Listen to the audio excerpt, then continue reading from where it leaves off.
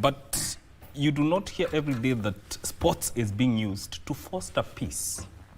And that is what is happening in the North Rift, where football is being used to foster peace within that region, which has grappled with matters to do with bandits and conflict. So that has been happening, and that is a conversation I want to explore today. And I'll be speaking to Liban Guyo, who is the head of Peace Building, National Cohesion and Integration Commission, because as you know, we have CHAN, but at the grassroots level, something is happening. And football is being used to craft cohesion through grassroots. We talked about it yesterday here with my guests when it comes to football and cohesion, football and unity, football and international relations. That is sports, not football per se, but sports as a form of diplomacy, sports as a tourism. There is just so much that can be done, but I like the fact that it's being also used for years as a peace-making process. And of course, when you talk about those places of Tiati, Baringo, Elgeyo Marakwet and all that, it's quite known for banditry, but it seems that they're making a different turn. I just hope that that approach is going to be a long-lasting one. Yes. So that we don't slip back into banditry and all that. And you know what? We have got a new host. Oh, yes. Director. Drum rolls, please. Drum rolls. Boom.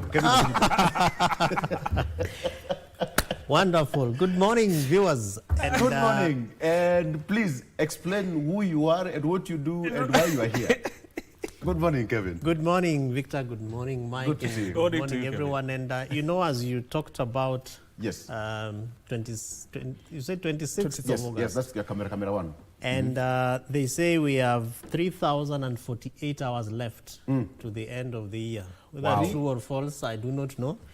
That we have 4 months and 5 days left, 18 weeks and 1 day, and 127 days to the end of this year. And hours have already been calculated. And so you can imagine what that means to the many things that we have to do as Kenyans, as human beings, as people, and especially the time that God has given us here on earth. And as you talk about football and soccer, sports, I'm reminded of the hundreds of thousands of Kenyans who walked into our various stadia to go and cheer our team. Completely unprecedented. They did extremely well, in my view.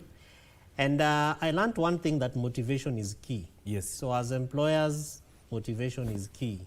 As people who recruit staff and people who seek to engage in human resource management issues, how do you motivate your staff? Look at how our players, our national team players were motivated, and how they went extra miles to be able to do us proud as Kenyans. Of course, regardless of everything that people might say about the penalties, and of course that second goal that we were given and then taken away, fact of the matter is motivation works. It's so painful to see as exits at that stage. It was never expected. Yes. It was never expected. And talk about that.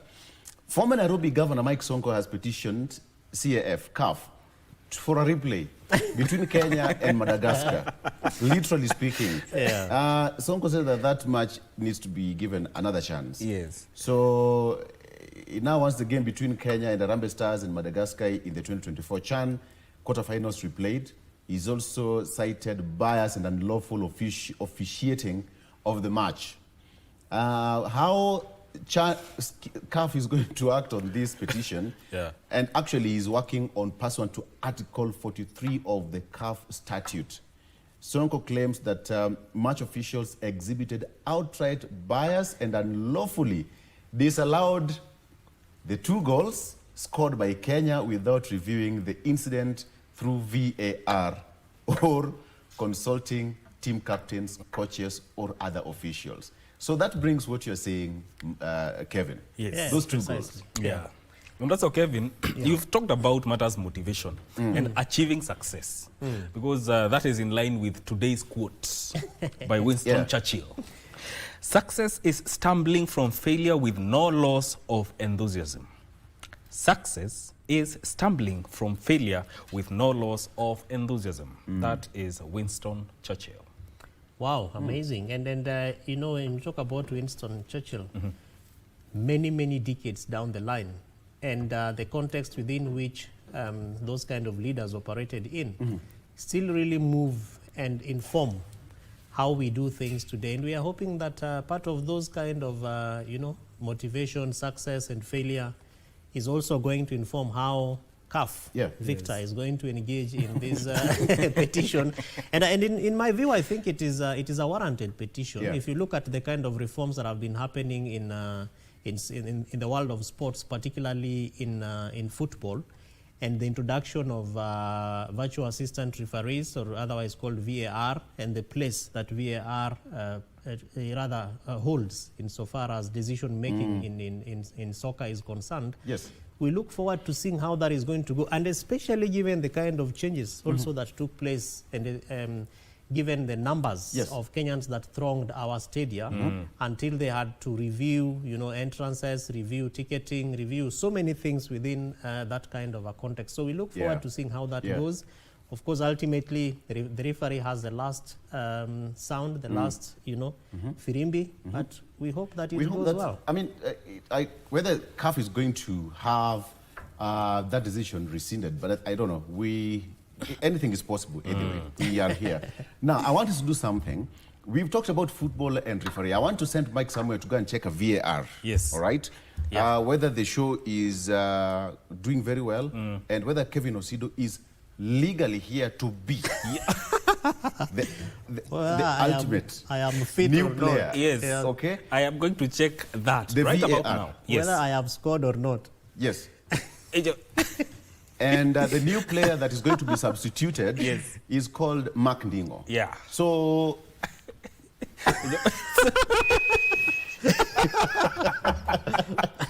All right, very good. All right, so Mark will be joining us shortly, but we have to keep this on the road. With Kevin, let's talk about what's really happening in the political arena. Of course, with the recent one, the president yesterday declaring and announcing that August 27th will be henceforth be declared and observed every year as Katiba Day in commemoration of the promulgation of the 2010 Constitution. Yeah. You have a copy of the Constitution. Let's just start where we should. Yes. How important is that book? I also have mine, but I've never met Kevin walking without this book. Never, ever. He's ever with a copy of the Constitution. Yeah. But then now, it's coming at a time that there is now that official announcement that from tomorrow, henceforth, forever, in the presidential announcement, that it's going to be observed as the Katiba Day. How do you feel about that? Thank you so much, Victor. That's quite an interesting one. And just to start with, I thank God for the Republic of Kenya. Yes. Because it's a country where dreams are met and actually achieved at the same time. And this copy of the Constitution is one that I have been working with since 2021. But there's another one, because it was replaced by a friend of mine who is an ambassador, rather a former ambassador to one of our friend countries, to Kenya. And he saw the one I had. It was properly read, it was torn, it was, it was looking like properly something that has been worked on. Yes. But the significance of this, in my view, is how Kenyans look at the place of governance and leadership. And you see, among the many things that that determine our governance and our leadership structures and institutions is the Constitution. Yes. The president's promulgation, in my view, is not anything new.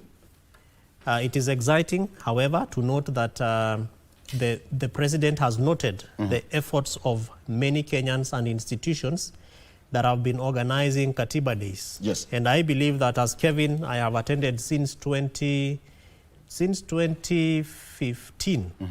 Actually since 2012.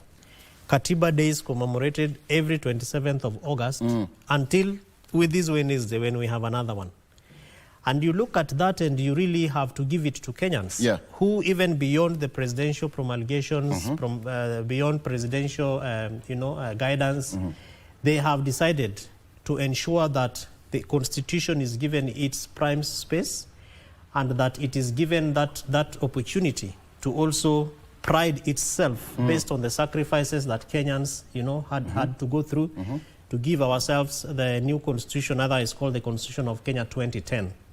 What I hope, Victor, is that the presidential proclamation will therefore give the promulgation a much more enhanced and strengthened effort. What that means is that, for example, one, I am hoping that the PS rather in the Office of the Attorney General will be able to begin thinking through a national civic education guidelines or manuals. Because we last had such a framework in many years ago. I remember that it was the then former late minister, Mheshimiwa Mutula Kilonzo Jr., rather senior, who was then Minister for Justice and Constitutional Affairs, when we had a program called the Kenya National Civic Education, Kenya National Integrated Civic Education Program, which was being run by government to help Kenyans understand their governance structures and systems. Since then, we have not had a framework to even help Kenyans, to engage in civic education, political education. And so all these things that Kenyans are doing are based on their desire to engage with their constitutions, rather their copies of the constitution, and indeed the context of how politics and leadership is being done here. So that when you talk about things like transparency and accountability, in Article 10, Chapter 6 of our Constitution, it is clearly engraved there. But there is no mechanism through which Kenyans are able to understand how do we now understand integrity, the role of EACC, and all these issues. So that when the president now promulgates the date, we hope that there is going to be also funding. Because he has said now this needs to be commemorated nationally, even internationally, in our embassies and high commissions.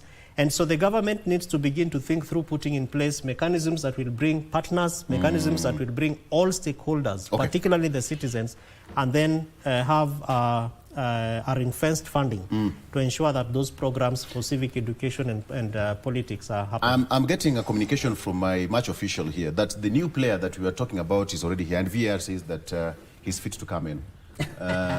Mark Dino, he's going to be our midfielder. Thank you. Are you a member of any football team? Did you ever play football? Yeah, I play football. Good. Karibu sana. Asante. This is the way we play political football. The best way we know how, the way we've been doing it. Karibu. Karibu. Let's just do this before we take a quick break. Tomorrow is 27th of August, and we've all been here. Just looking back at that particular moment when the late President Mwai Kibaki lifted that constitution after years and back and forth and different drafts, Bomas going to Naivasha, Kilifi, and it was a lot of work. But then now finally we had it. 13 years later, all of you were in Homa Bay for the devolution conference, and basically you can see the progress that the country has made. Much as there's a lot more that need to be done, it's work in progress. But how did you receive that news to start with? Thank you, Victor, and thank you for having me here. Looking back at 13 years at Uhuru Park, I remember very well when Kibaki had just lifted the new constitution. There was so much excitement and so much expectation from the Kenyans because since we got our independence, up to that time, we had a constitution that was not that progressive as the new one. Yeah, and a lot has happened. With the new constitution, I think we've made some tremendous improvement in terms of how we do our governance system. And though a lot has to be done, I think we've gotten somewhere because from 1963 to the time we got this new constitution, if you look at the freedom of speech and you compare the two periods, I think there's so much improvement. Day and night. Yeah, and I think we need also to improve on that. And I'm sure if we have that commitment with our leaders, so much is going to happen to how we govern our people. Okay. You've just come into the game when you're almost going to the first break. So let's take a break and we come back. We just want to get more into it. The 2010 Katiba, it's a new dawn for this country, and of course, I think that's one of the best things that we can pride ourselves of. Having a new constitution 13 years later, many people are actually copying our governance system. And I want us to take a look at that and much more. Schools are back and we have this issue of capitation. Let's talk about that and much more when you come back. Stay with us.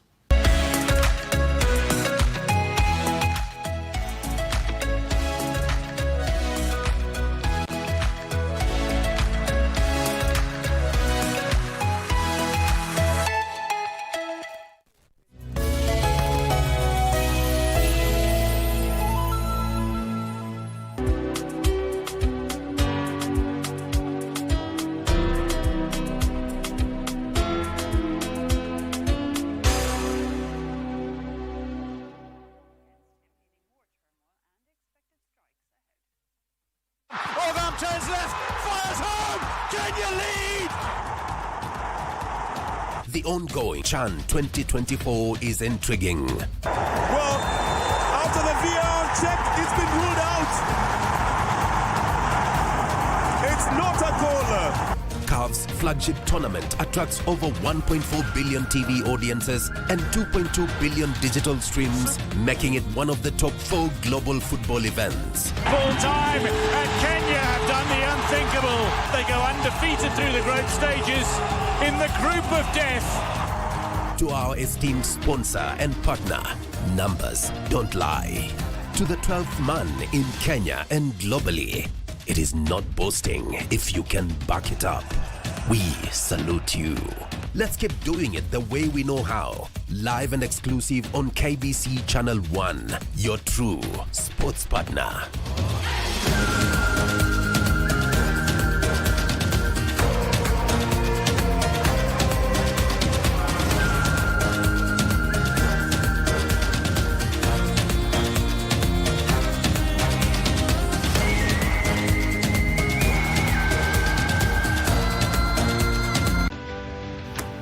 Ladies and gentlemen, the stage is set for CHAN 2024. Please watch out for every thrilling goal, every breathtaking moment on our radio stations, on our TV platform, and all on our social media pages. CHAN Iko KBC. Got the fear of missing out?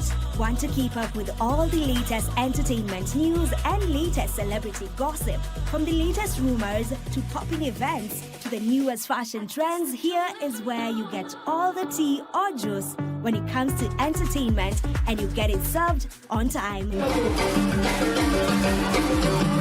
All that and so much more on Grapevine every single Monday only on KBC Channel 1. Remember, if you did not see it on Grapevine, then it most probably never happened.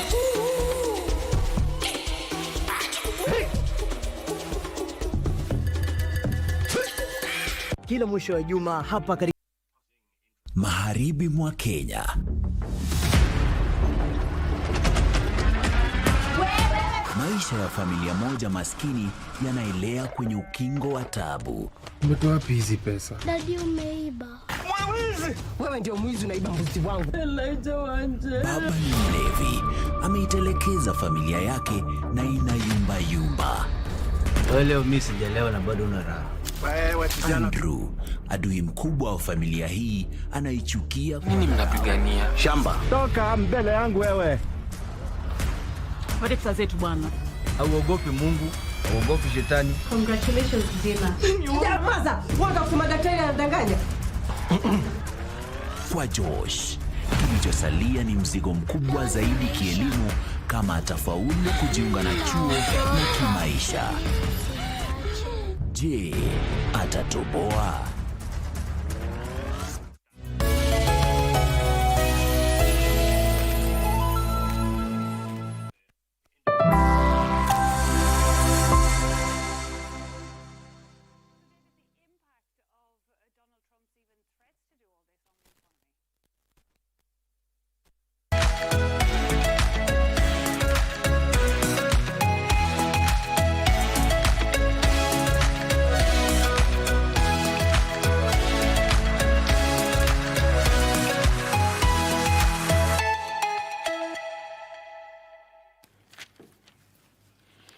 welcome back. So let's continue this discussion now. The issue here, and a very quick one, on the front page of the Star newspaper: pensions jackpot, judges edge closer as politicians queue. Draft law gives lifetime medical cover, diplomatic passport for judges. Of course, that is what's the front page of the Star. Pensions jackpot, judges edge closer as politicians also queue. That is the story on the front page of the Star newspaper. Evicted 8 times in a year inside the toll of queer activism in Kenya. And there's a man who was wrongly jailed for 10 years over wife's murder and is now a free man. So that is the question. It's 10 years behind bars for a wrongful detention. I don't know how that would happen.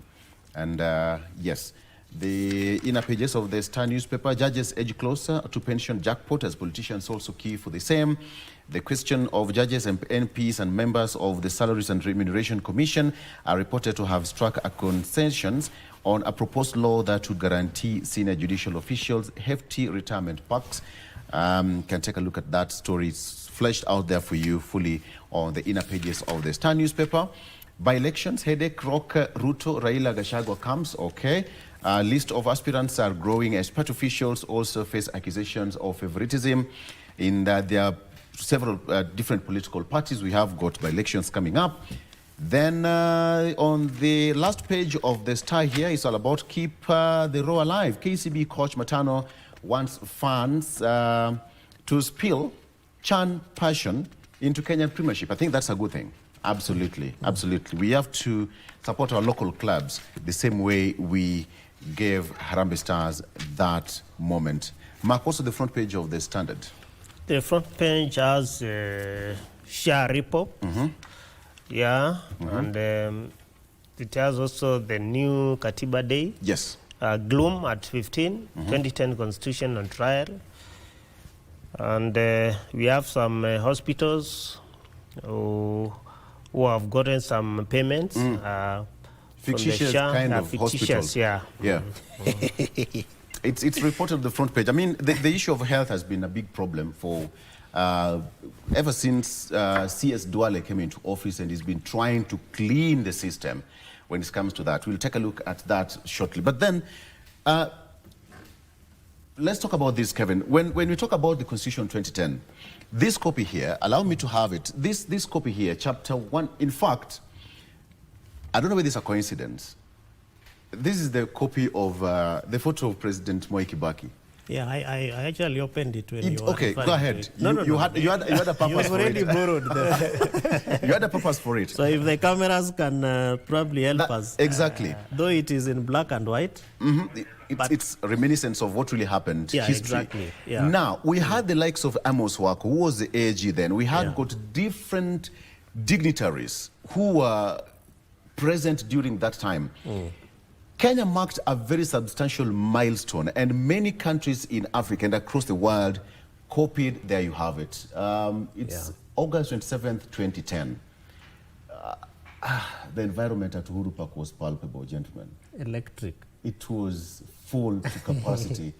I wish we had the likes of Mutula Kilonzo there, the likes of Raila Odinga sitting at the back, Moi Kibaki, Martha Karua. We had the likes of Museveni, Kagame, all the dignitaries who were present at that point. Those faces, although some of them are, wametangulia mbele ya haki, but they contributed immensely to what we have today. But now there's something you said.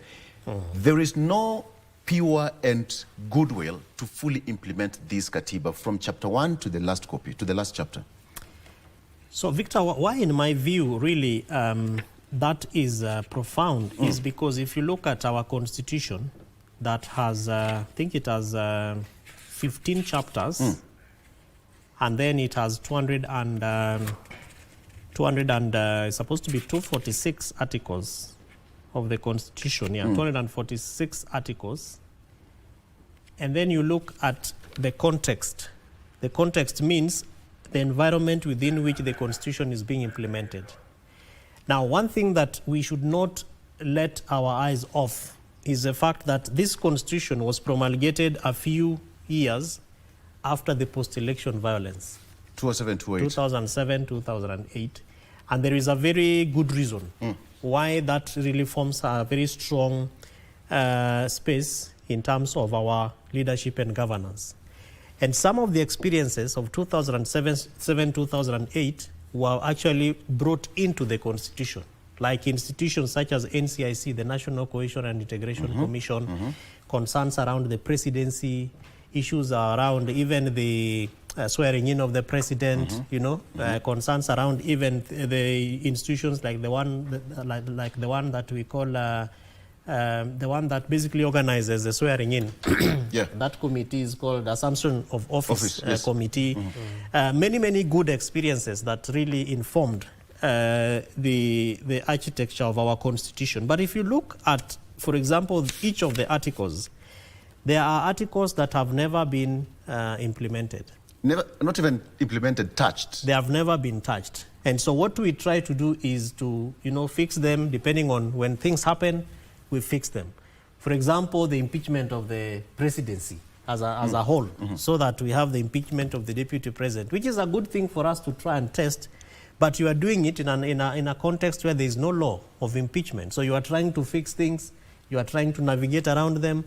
Impeachment of governors, you know, and even their deputies. There is no law insofar as that is concerned. Talk about recall of members of elected members, whether MPs, senators, National Assembly, senators, or even MCAs. There is no law around recall. So some of these articles are in the Constitution, and they become very difficult for certain aspects in terms of what the dream of the Kenyan people were.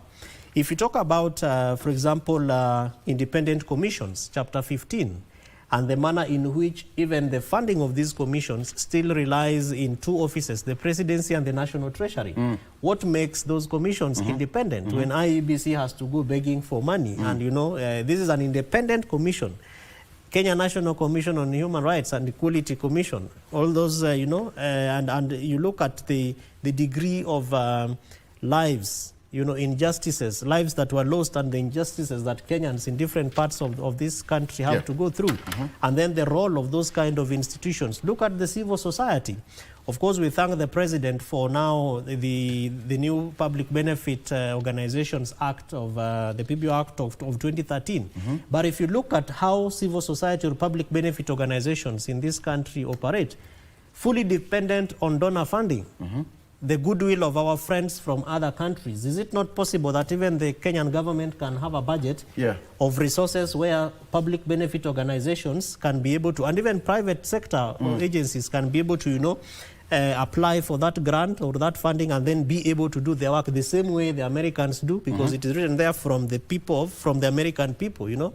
And then look at the kind of effect that USAID and its stop work order has had to go through. So there are good things that the Constitution envisioned, but in terms of actual implementation based on our context, we are not breathing them. In fact, I remember that the former Chief Justice even gave a memorandum to the president, the former president, Mheshimiwa former Chief Justice Maraga gave a memorandum for Parliament to be dissolved for failure of achieving the two-thirds gender rule, you know, and that never happened. Yet the Constitution, even as we speak 15 years down the line, expected that this Constitution would then be implemented in total. So as I finish, so that Mark also comes in, you also look at aspects of citizenship. I think that is in Chapter 3, which we have done well, because now I can be a citizen of Kenya and also a citizen of another country if I like and I desire. So we've emancipated the space of dual citizenship. But if you look at, so basically the long and short of it, in my view, Victor, is that we need to think through, given the goodwill that now the president is spewing out there, though we also remember that he opposed the Constitution during those early days of its making and then promulgation, but that is neither here nor there, though it really forms a very strong foundation in terms of how the Constitution is being implemented, so that when you look at certain utterances, like, for example, now the principle of separation of powers. The president is the head of the executive, but is so much inside the legislature to the extent that he even knows how much money every president needs some, who was given, who was not given. Even President Uhuru Kenyatta, every President Mwai Kibaki tried. If you know this, you must have numbers in the National Assembly. So He's playing his card. No, he is. And, he's been a member of parliament. And that is part of, Yeah. so that I just finished that, is part of what we need to audit in terms of how that principle Of is separation supposed of to powers. be, yes, is supposed to be activated so that you allow those institutions to do their work. Let the judiciary Can we have the do American its work. system? What is the American system? I mean, you don't have to have numbers in parliament for you But to you be see, president. our system and the American one is totally different, because Very Kenya's good. system I'll is a visit that pure shortly. Yes. presidential system. Let me also get this from Mark. Mark, from where you sit, he's talked about separation of powers. You'll visit that shortly. But it seems that we still have unfulfilled promises in this Katiba 15 years later. The goodwill to fully implement it. Yeah, sure. As I said, I think a lot has been done, but we still have a lot to be implemented. Yeah, the new constitution, I think, came at the time when we had some issues in 2007 and 2008. Yes. And I think what has happened is we've managed to implement, or rather, the successive governments have managed to implement what favors them, as opposed to what favors the Kenyans. And I think that's where we are getting it wrong. And also, the issue of having a political goodwill has always been a challenge, because most of the governments, since the three successive governments, that is the Kibaki government, Uhuru government, and Ruto government, have not shown that commitment to implement the new constitution. And I think more so because of, the way we are socialized in our society. You'll be forgiven to think that whoever we put in that leadership of our nation has that passion and commitment to serve the people. So it boils down to what have we done and what have we not done. And I think my friend here has put it well. A lot of things have not been implemented, and I think it's not because we lack we lack the way. I think what we are lacking now is the goodwill. Yeah, but there are good things I think we can pick from the new constitution. One being the devolution. Yeah, we've had some very successful county governments which are doing well, though some have been having some challenges in terms of corruption and governance system. 15 years later. Yeah, but I think, if we can... Just a minute, Mark. Are we going to that snail pace to say that we are having challenges 15 years later, and funds are always channeled to counties every financial year? In fact, governors will always threaten the national treasury that if you don't do this, we are going to paralyze that. But 15 years later, it's so sad we are talking about challenges in the counties. I mean, Mark. Yeah, sure. I think there's we lack that political goodwill because 15 years down the line, you'll find that even sending money to the county government has become a problem. After every one financial year, you'll find even the county governments start receiving their funds later after October or even November.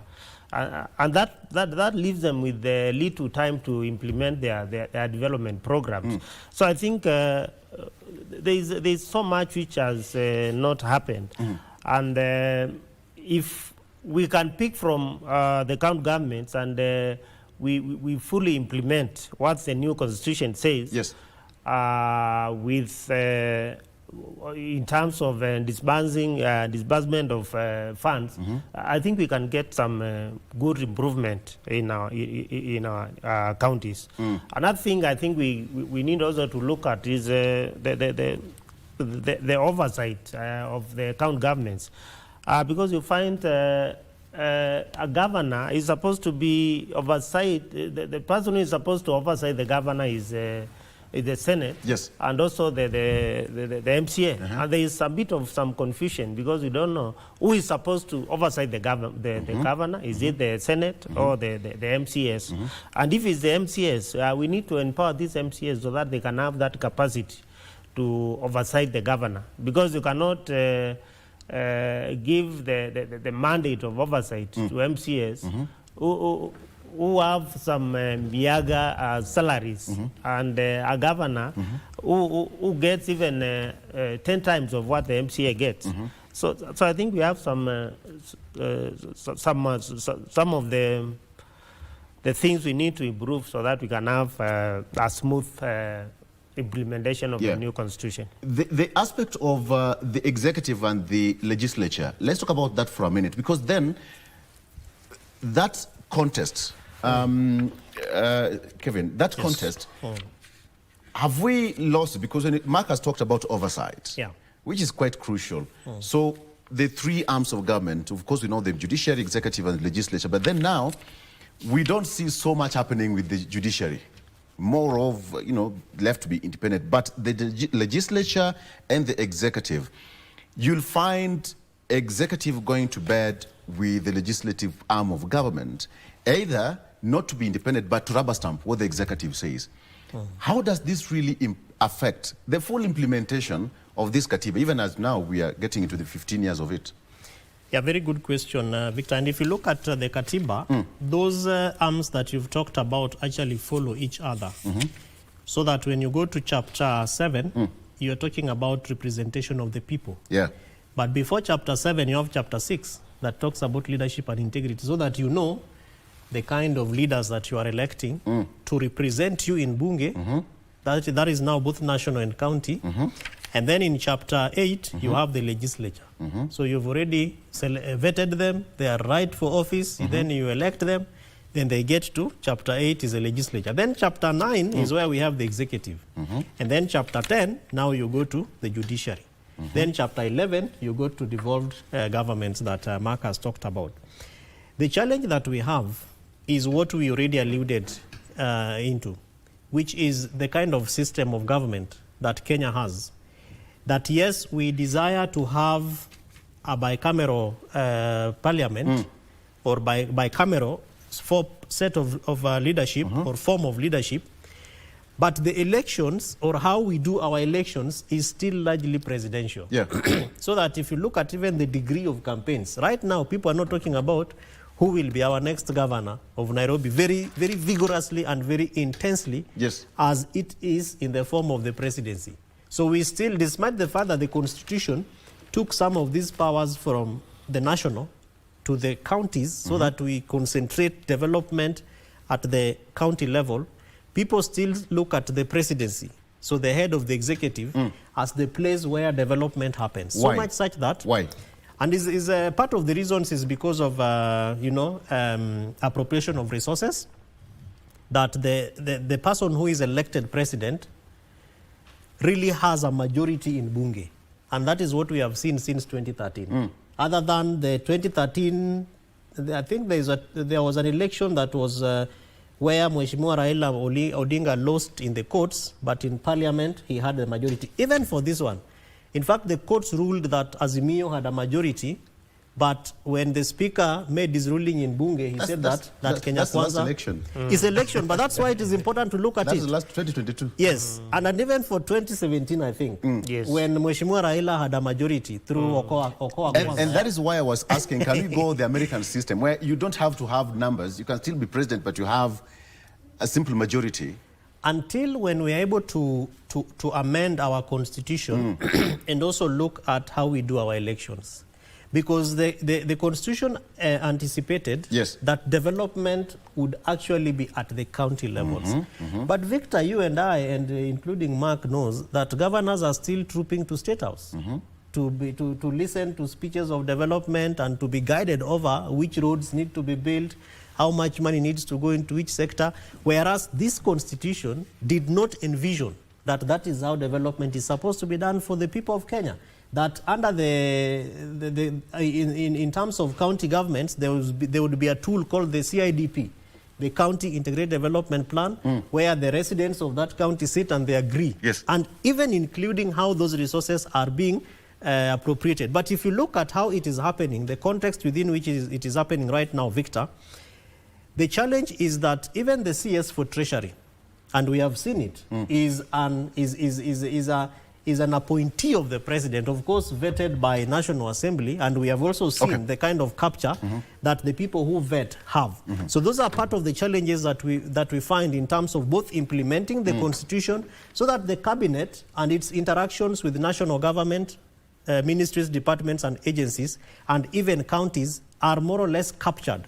You've just talked about capitation for education. There is no reason why schools should suffer lack of capitation when the economy, we assume, or rather when the government, we assume, has enough money and based on the promises.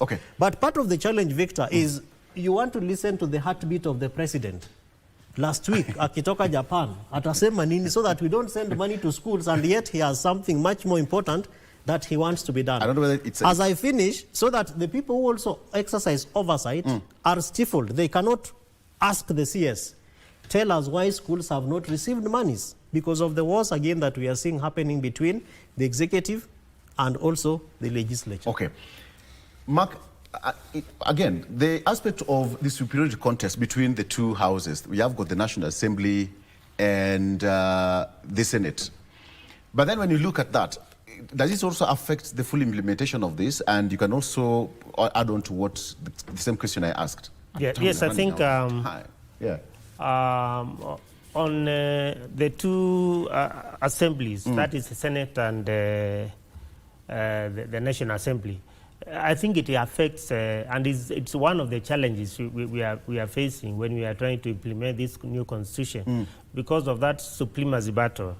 At the beginning of the new constitution, many people thought the Senate was going to be the upper assembly, and it was going to be superior than the National Assembly. But when the real implementation came, now they came to realize that the Senate was not that superior than the National Assembly, and more so because the National Assembly is where most of the government businesses are handled. The National Assembly, if you look at the National Assembly and the elected leaders, you'll find they have some CDF, where they can have some say on where they can do some development. But the Senate is only left with the oversight of the governor and the legislation. So I think we need, after the 15 years now, is the time to look at the two houses, how we can separate the two, the Senate and the National Assembly. And there is another issue I think I need to also talk about the separation of power and why we still have everybody trooping to the State House to get some development. I think it is it's something which has too much to do with what we are getting to how much money we are getting to the counties. Because I understand the new constitution gave us 15% of the revenue. At least. But this money was supposed to be progressive. It was not supposed to be stagnant. So after 15 years, we are still giving the counties 15% of the revenue of whatever the country is getting.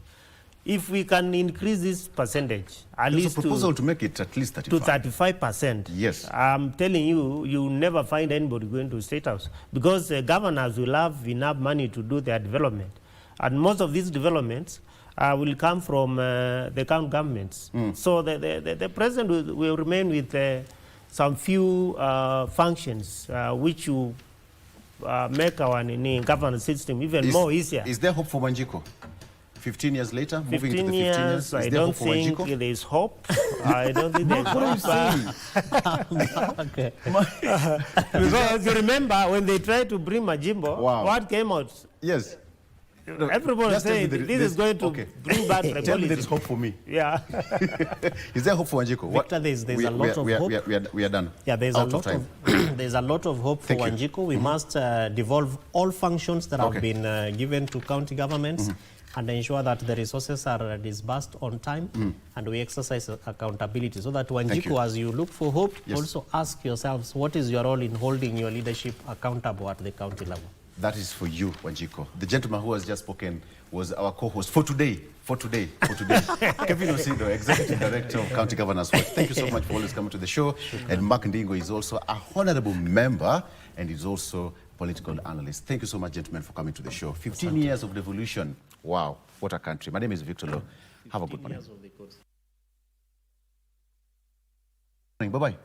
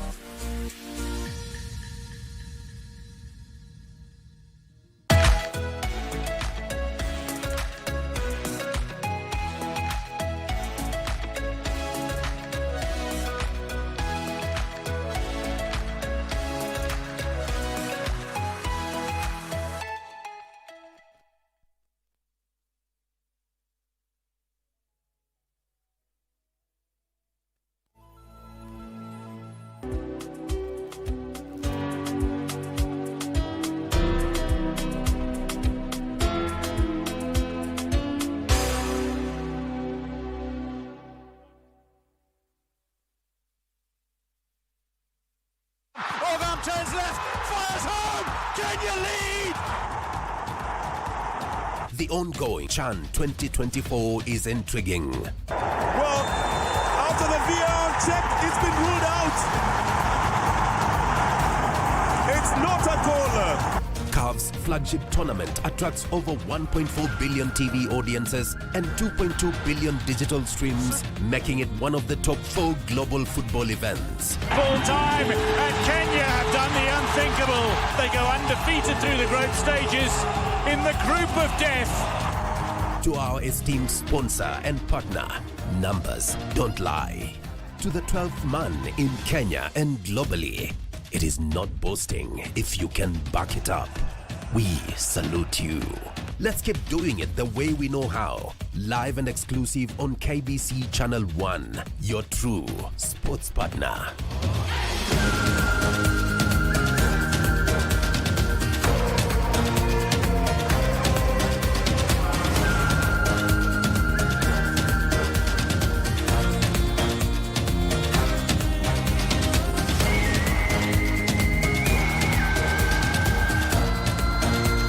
From the bliss of new beginnings to the trials of commitment, this is a celebration of resilience, passion, and the power of togetherness. Join us as we unravel real-life stories, because every journey deserves to be cherished, for better, for worse, on KBC Channel 1. The young generation awakens on Y254. The leading youth TV station in Kenya. We treat you to current affairs, entrepreneurship, health, and human interest conversations. It's art, it's culture. Movies, gossip and trends, sports, drama. We bring you a vibe like no other, straight to your living room. To keep you informed, inspired, entertained, and most of all, refreshed. We are such a vibe. Y254. Imagine.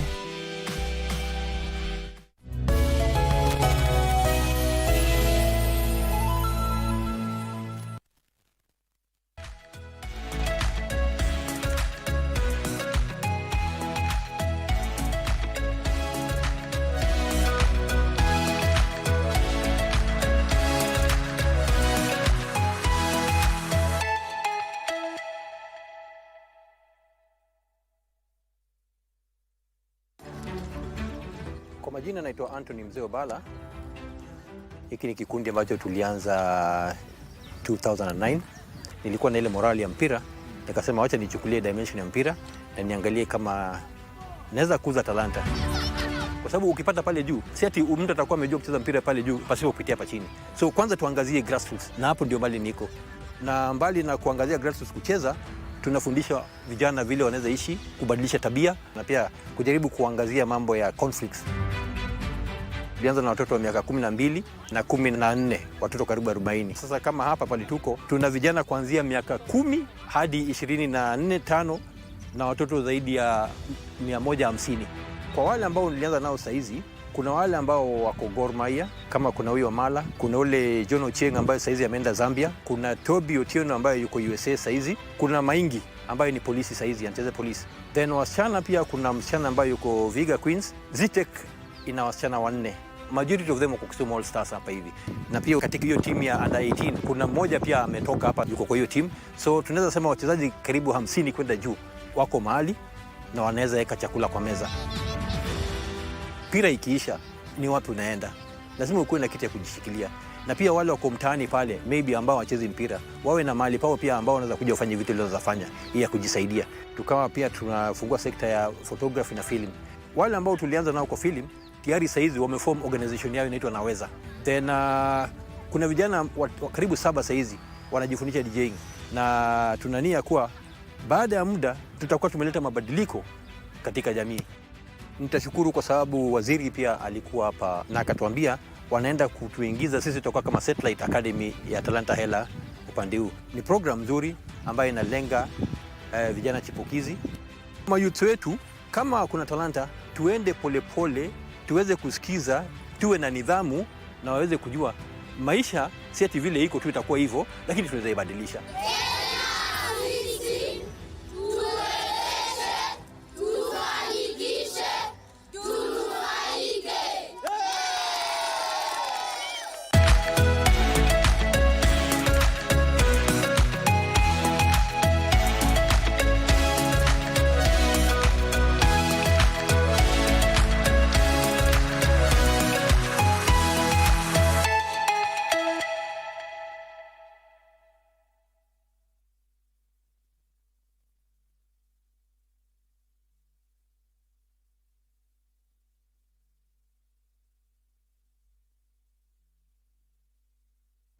And welcome back to Good Morning Kenya. Now let's talk about matters as how sports can be used to craft cohesion through grassroots talent. And in studio, joining me for that conversation is Liban Guyo, who is the head of Peace Building, National Cohesion and Integration Commission.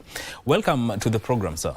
Thank you. Thank you for having me. Karibu sana. How are you doing this morning? I'm doing fantastic. Yes. Now, for a long time, when we look at the North Rift region in Kenya, it has been grappling with matters to do with banditry, conflict, cattle rustling and everything that is what you'd call negative. Yes. But then again, there's the aspect of sports now that is being used to foster cohesion, especially at the grassroots level. What is the role that the sports play in all this, especially in an area that is considered to be what you'd say a dangerous area? This week there is sports for peace, particularly football, that brings together all the North Rift counties. That's the county of Elgeyo Marakwet, Baringo, Turkana, West Pokot. Those are counties that are synonymous with conflict, as you had clearly mentioned. Yes. They are very conflict-prone areas where ethnic conflict has been the order of the day. So we use sports as a tool to promote social cohesion and peace between communities. And you know, Kenya loves sports, particularly football. Of course, Kenya is known world over for athleticism, but you will agree with me that football is loved. You can see the way Kenyans, you know, coming out in thousands for the CHAN tournament. So we use that to bring communities that hitherto had been in conflict, because it's a tool, it's a soft tool, it's a that can be used to cement relationship between community, to actually bring these young people, because actually young people who actually even fight during the inter-ethnic strife. Yes. Now, when it comes to this area and dealing with all these issues, and also integrating sports in enhancing cohesion, yes, how do you see it shifting mindsets of the people living within that area in embracing sports as a way of coexistence? Yes, number one, sports is a unifying factor because people love sports. Number two, when, you know, young people who are engaging in one crime or another, you are given a platform like sports, their mindsets, their attitudes will change because sports bring that emotional connection. So especially if you bring youths from different communities, what does it really mean? You meet, you interact, you play together, you eat together, you suddenly realize that this guy is just like me, he's my brother, he's not my enemy. That's the message. It unifies communities and nation. And we have seen a lot of examples even all over the world that divided societies and nations rallying behind their national team during tournaments. I could go on and give so many examples all over the world. A good example is Chan, which we are hosting here, for example. We had a season of political tensions. Now we are hosting Chan, and this gives Kenya opportunity to project positive image. And this has brought us together. All of a sudden, we have put aside our political differences and rally behind the Harambee Stars. And they have really gone so very far in the tournament. Yes. You know, when you mention sports, it's synonymous with the young people. And also the aspect of community leaders and civil society groups. What role are they playing in all this, in enhancing sports and advancing it as a way to bridge the gap between conflicting communities? Community leaders can play a lot of role. And when you say community leaders, could be political leaders, could be the elders, it could be youth leaders, women leaders, community leaders of various types. Now what happens is their help can come in different form. Number one, at the grassroots, they can help identify young people with talents. They can do the mobilization. Yes. They can do funding. They can kit those players, and they can give awards as a motivation. Yes. Speaking of funding, how is the government helping in these efforts in terms of funding these sporting activities in that region? For this particular tournament, which is in the North Rift, what the National Cohesion and Integration Commission has done is to request the counties to kit their players and meet expenses like accommodation and travel. And for us as NCAC, we gave some small money to young people to motivate them. So each county, you know, it's a pride for that particular if you want to bring the trophy home. So that's the role the counties play. And of course, National Cohesion Integration Commission, our funding is coming from the Exchequer. We also do have funding from development partners as well. So we have put this activity in our work plan. And we are going big on this. We are thinking beyond the Chan. Yes. What is it that we can do? These very important opportunity that we had presented with. How can we now bring on board other players like FKF, the Ministry of Youth, Sports Fund, to really take, you know, football to the grassroots, and not just football. You say sports for peace. In particular areas, football may not be very popular, but of course, generally, football is very popular in Kenya. Yes. But there are other areas, for example, in the North Rift, they love athleticism, isn't it? So we can organize that, and we've seen even non-government organization like Tekla Rupe has this foundation, Tekla Rupe Foundation, that for years has been organizing, runs, marathons in those counties in the North Rift.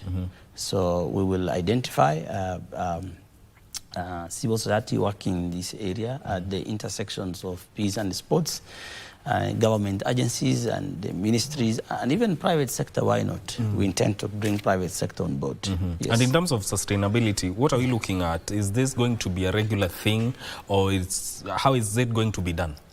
I think it's possible to sustain this program, because for the national cohesion, we have to ensure that it's always in our work plan.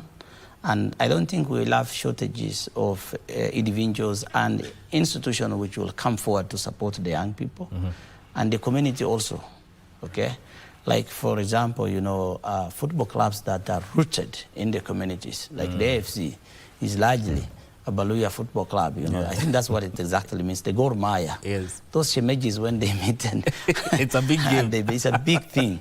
So this is not to make it like a tribal football club, but when communities identify with teams that this is my team, they take pride in that. Yes. And as a national cohesion, we have no problem, because we appreciate the diversity of ethnicity, of culture, of religion, of race.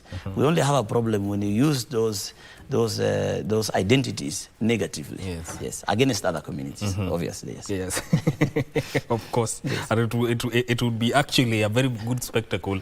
Yes. A derby between Gor Mahia and AFC is taken to such places. Yes. Because it attracts a lot of Kenyan fans. Yes. The thing is, when during the match, you see the Isukuti that they play. Yes. It's also showcasing their culture. Yes. So it's a blend of cultures coming together. Yeah. The Low brothers will also be showcasing their culture. And that's exactly what we are doing in the North Rift. As the tournament and the football inaendelea, the culture pia inaendelea in a very subtle way. It's a soft tool, subtle but very, very powerful. Yes. How do you see it impacting development within those areas? Yes, because it's going to shift the mindset. These young people suddenly they get busy with something that might end up changing their life for good. I really want at this juncture to appreciate our president for the role he has played in encouraging and motivating the players. Suddenly, those young people who could probably hardly afford transport to the stadium where for their clubs, they're now 5-point-something million richer, and maybe now they have 2-bedroom house or so. That really means a lot. I've been visiting informal settlements, and things have shifted, man. Yes. So there's an impact, motivation. Yes, it is. It is. And we really have talent. Very positively, yes. Yeah. The talent is out there. They're everywhere. It's not just, of course, football is Western Kenya a lot of time. Yes. But I can tell you, if we now have those academies in different places, and Nur Mohammed, who is in charge of a sports fund, is doing a great job. We have in Garbatula now a talent academy, I think in different counties. So now, as far as football is concerned, the ball is in Hussein Mohammed and team. So that those areas with serious potential is exploited. Wajir is one of the counties in Kenya that are actually producing serious footballers. I remember in 1997, the Fabish team, the famous Fabish team, there's a guy called Abdikadir Galgalo was playing in the Boosted League as second division. Kenyans did get opportunity to see him, but Fabish has brought him as a striker, but he got injured in the training. In northern Kenya, for example, the county of Isiolo and Marsabit, I do believe we have serious runners there. because those communities strangle the border. On the other side of Ethiopia, they are called Oromo. These are the runners who are competing with Kenyans. And the Boranas in Kenya are what are referred to as Oromo in Ethiopia. So they're the same people. It's a matter of availing opportunities to people. And you will see that we have everything as a country. Yes. And in terms of challenges, what do you see as the biggest challenges that would hinder effective implementation of using sports as a way to deal with conflict? I think the main challenge is, as you clearly mentioned, the sustainability of the program, because it also involves costs. Number two is obviously this challenge to do with now the coaching. If it's athleticism, issues of football, the coaches and all that. Okay. So do we have enough officials, coaches and referees to be able to officiate those matches? Then the other thing is now the stadiums. You see many counties have started constructing stadiums, but do they finish on time? So they are an ISO out there.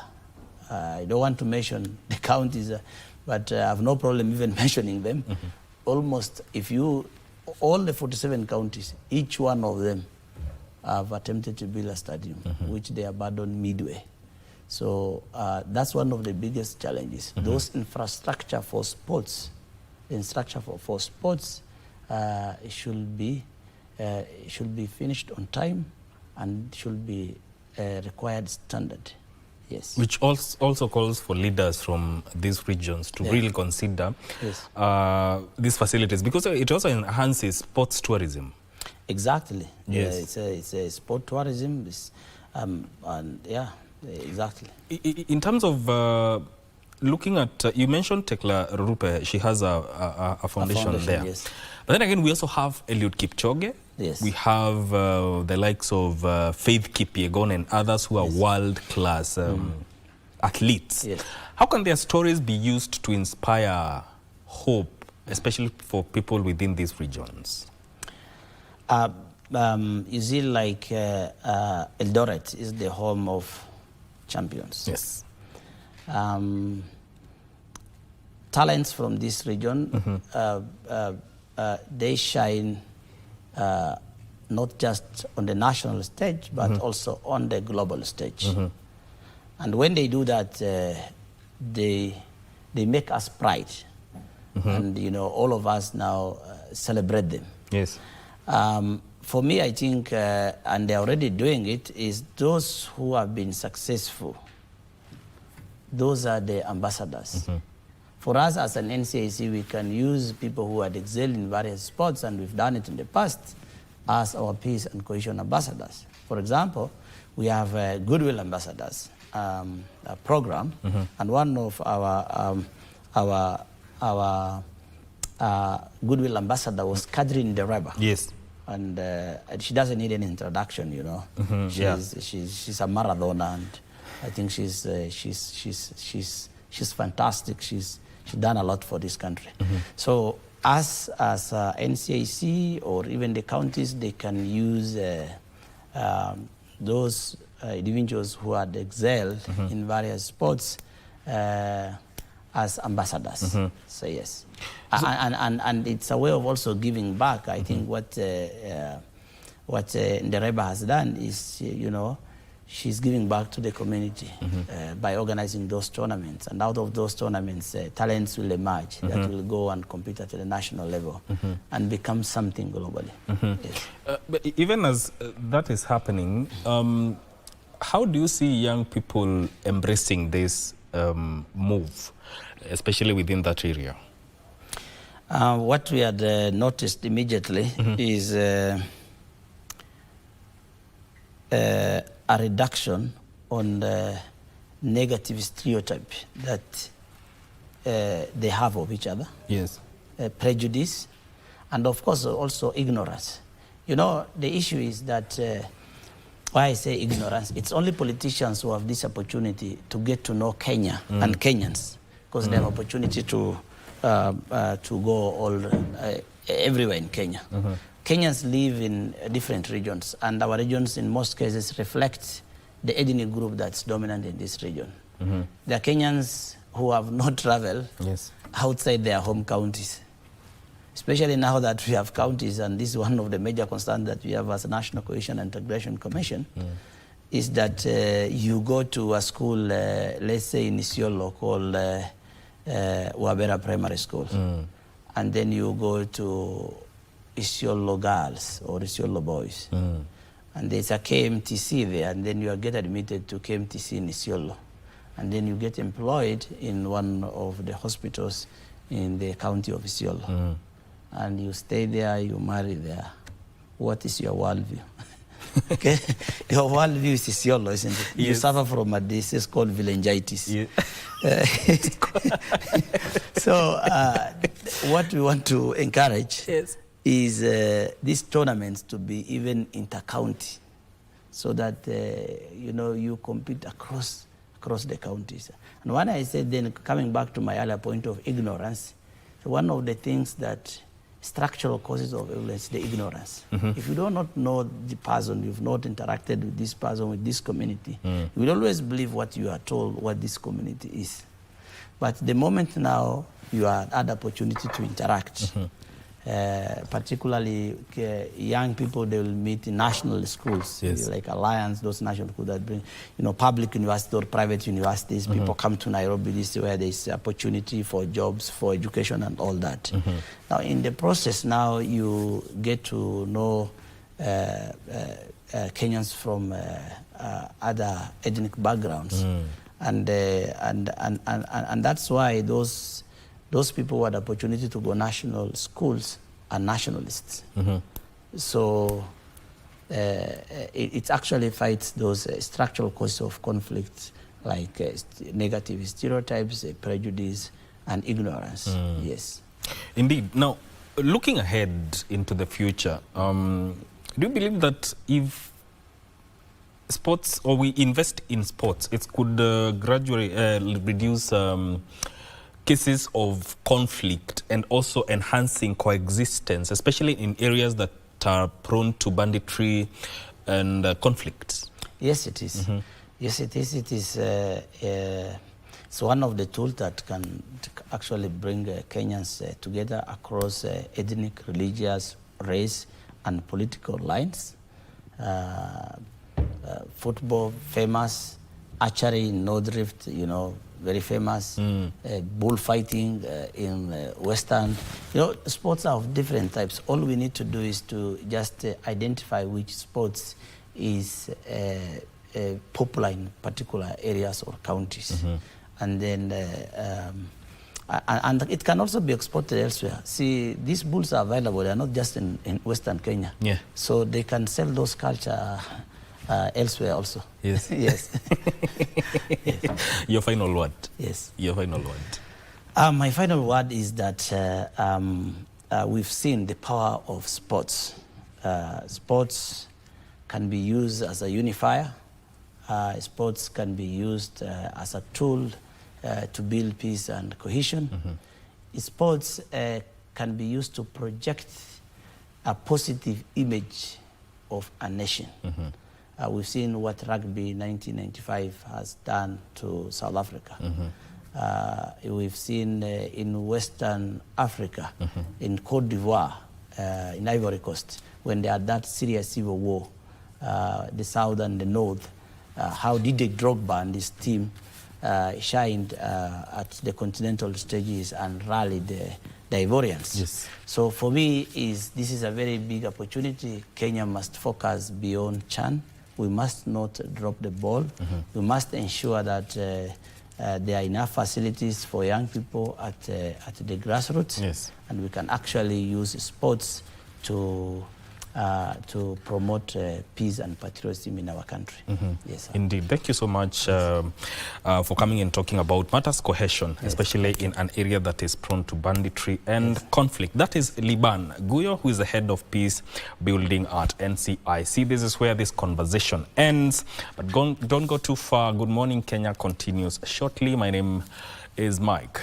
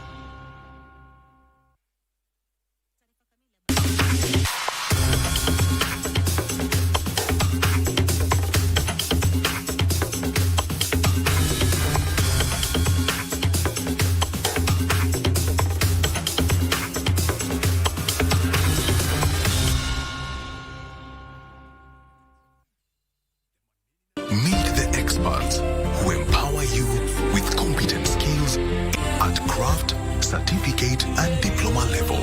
Sensei Institute of Technology.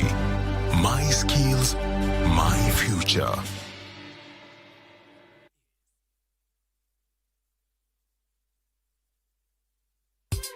Tunatambulika kwa mandhari yetu ya kuvutia, tamaduni zetu, ukarimu wetu, vyakula vyetu, uchapakazi, na pia kwa sauti tofauti za watangazaji wetu waliobobea. Libengo niko hapa aka upcoming sponsor.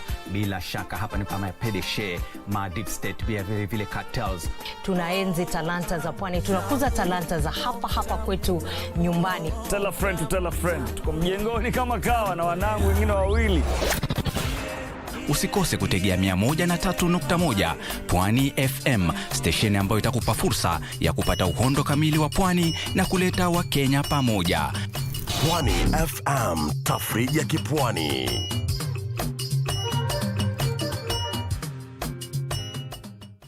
Looking to advertise on KBC? KBC announcement services are now available on eCitizen. Visit kbc.ecitizen.go.ke and fill out the online application form. It's simple. 1. Complete the form. 2. Upload required documents. 3. Receive a quotation based on word count. And 4. Get notified via SMS when your announcement is ready. Please note, clearly indicate the type of announcement, service station, and all relevant details. 2. All applications must be made online only. Manual submissions will not be accepted. And 3. Announcements will air after news bulletins. For assistance, reach us on email ecitizen@kbc.co.ke or use our social media handles, Facebook, your Facebook account, and X at your X account. Or you can call us on 0723-892-654 or 0734-780-124. KBC announcements. Simple, fast, and digital. Magharibi mwa Kenya.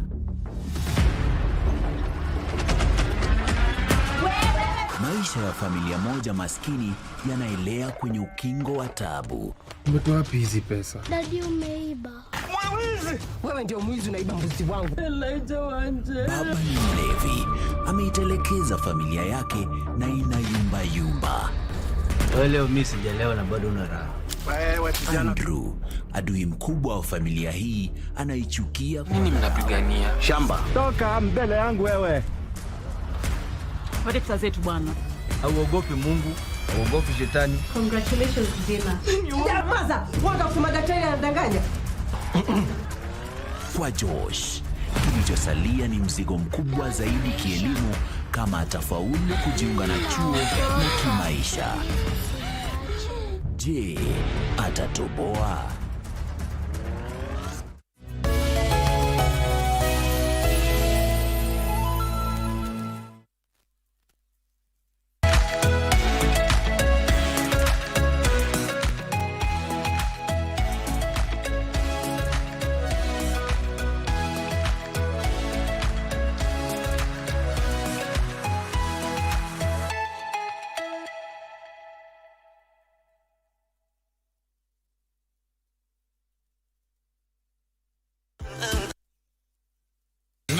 Ni 2:06 saa za kanda ya Afrika ya Mashariki. Shukran sana mtazamaji kwa kuichagua runinga ya KBC Channel 1. Tunasema hata kama Harambee Stars iliondolewa, Chan iko KBC.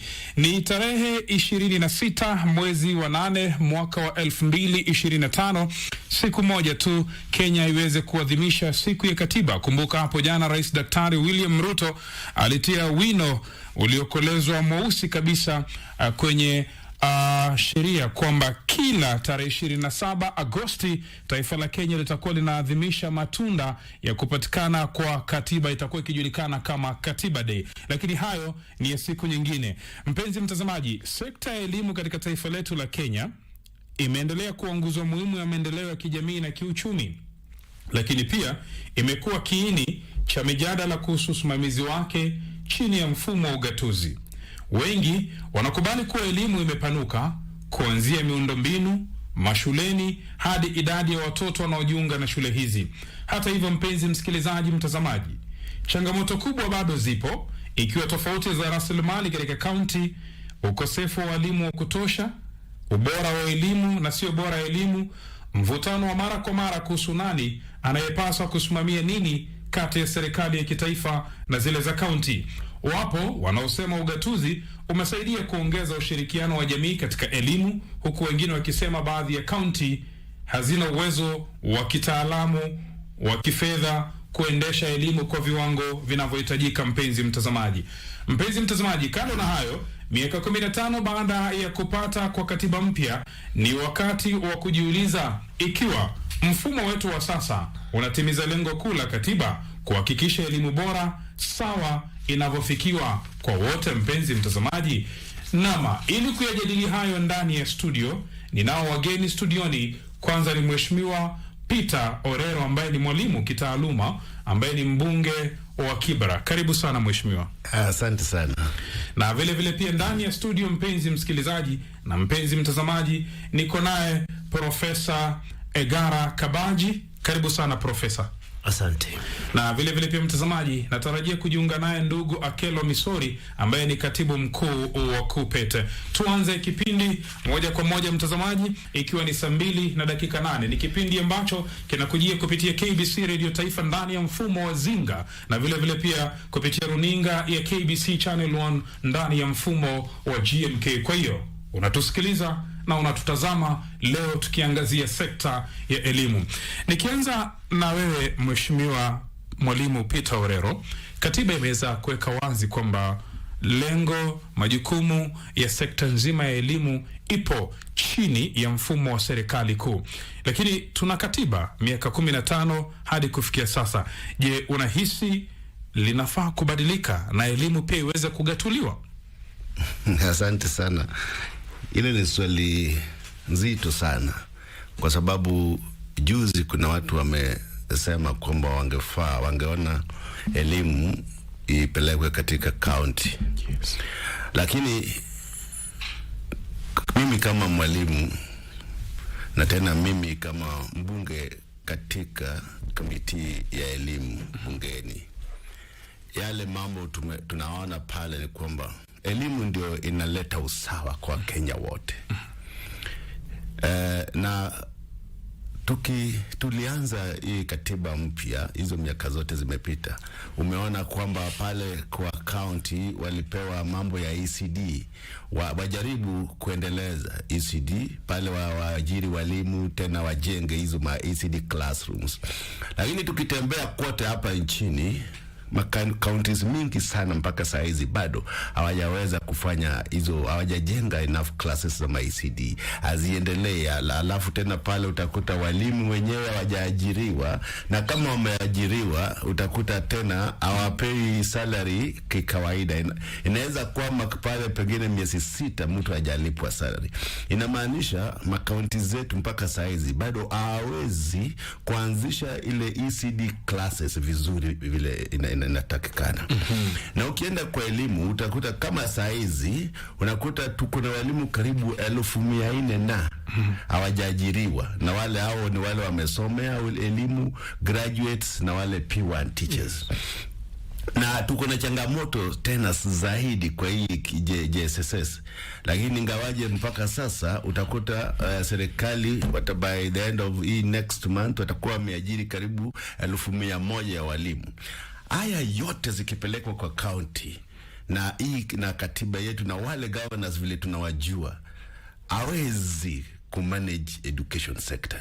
Kwa sababu education sector kwanza bajeti yao moja mwaka hii 2024-25 ni 702 billion Kenya shillings. Na hizi pesa utakuta zinagawa katika vipande na many sectors za education. Na hizi sectors tangu 1963 vile zimekuwa kama national agenda za elimu. Utakuta sasa kama elimu tuko na Independent Teachers Commission.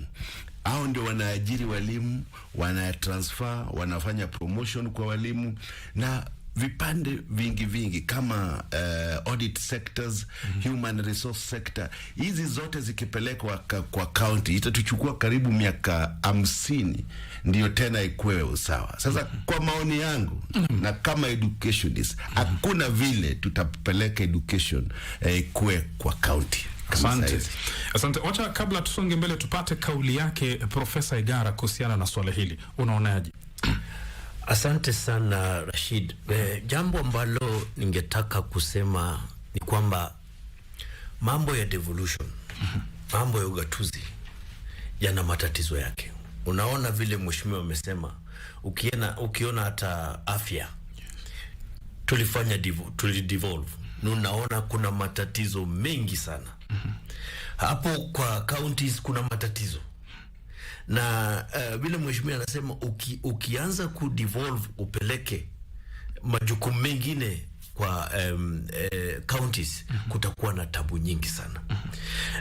Hata hivyo vya ufundi tulidevolve kasema vile vidogo bifanyiwe kazi na counties. Tena unaona kuna tabu. Hakuna. Na kama ziko hawana vifaa vya kutosha. Kwa hivyo hakuna masomo yanaendelea. Kwa hivyo mimi ninavyoona lazima tufate katiba. Na unajua vizuri kabisa education ni national government duty. Lakini kudevolve education lazima tutarudi referendum. Na vile unavyojua ni vigumu. Kwa hivyo kusema ya kwamba to devolve education tupeleke mashinani, hapo tutakuwa tunajirudisha nyuma. Wacha tuwache kwa national government, kwa sababu hata kwa national government kuna matatizo na tutazungumzia hapa.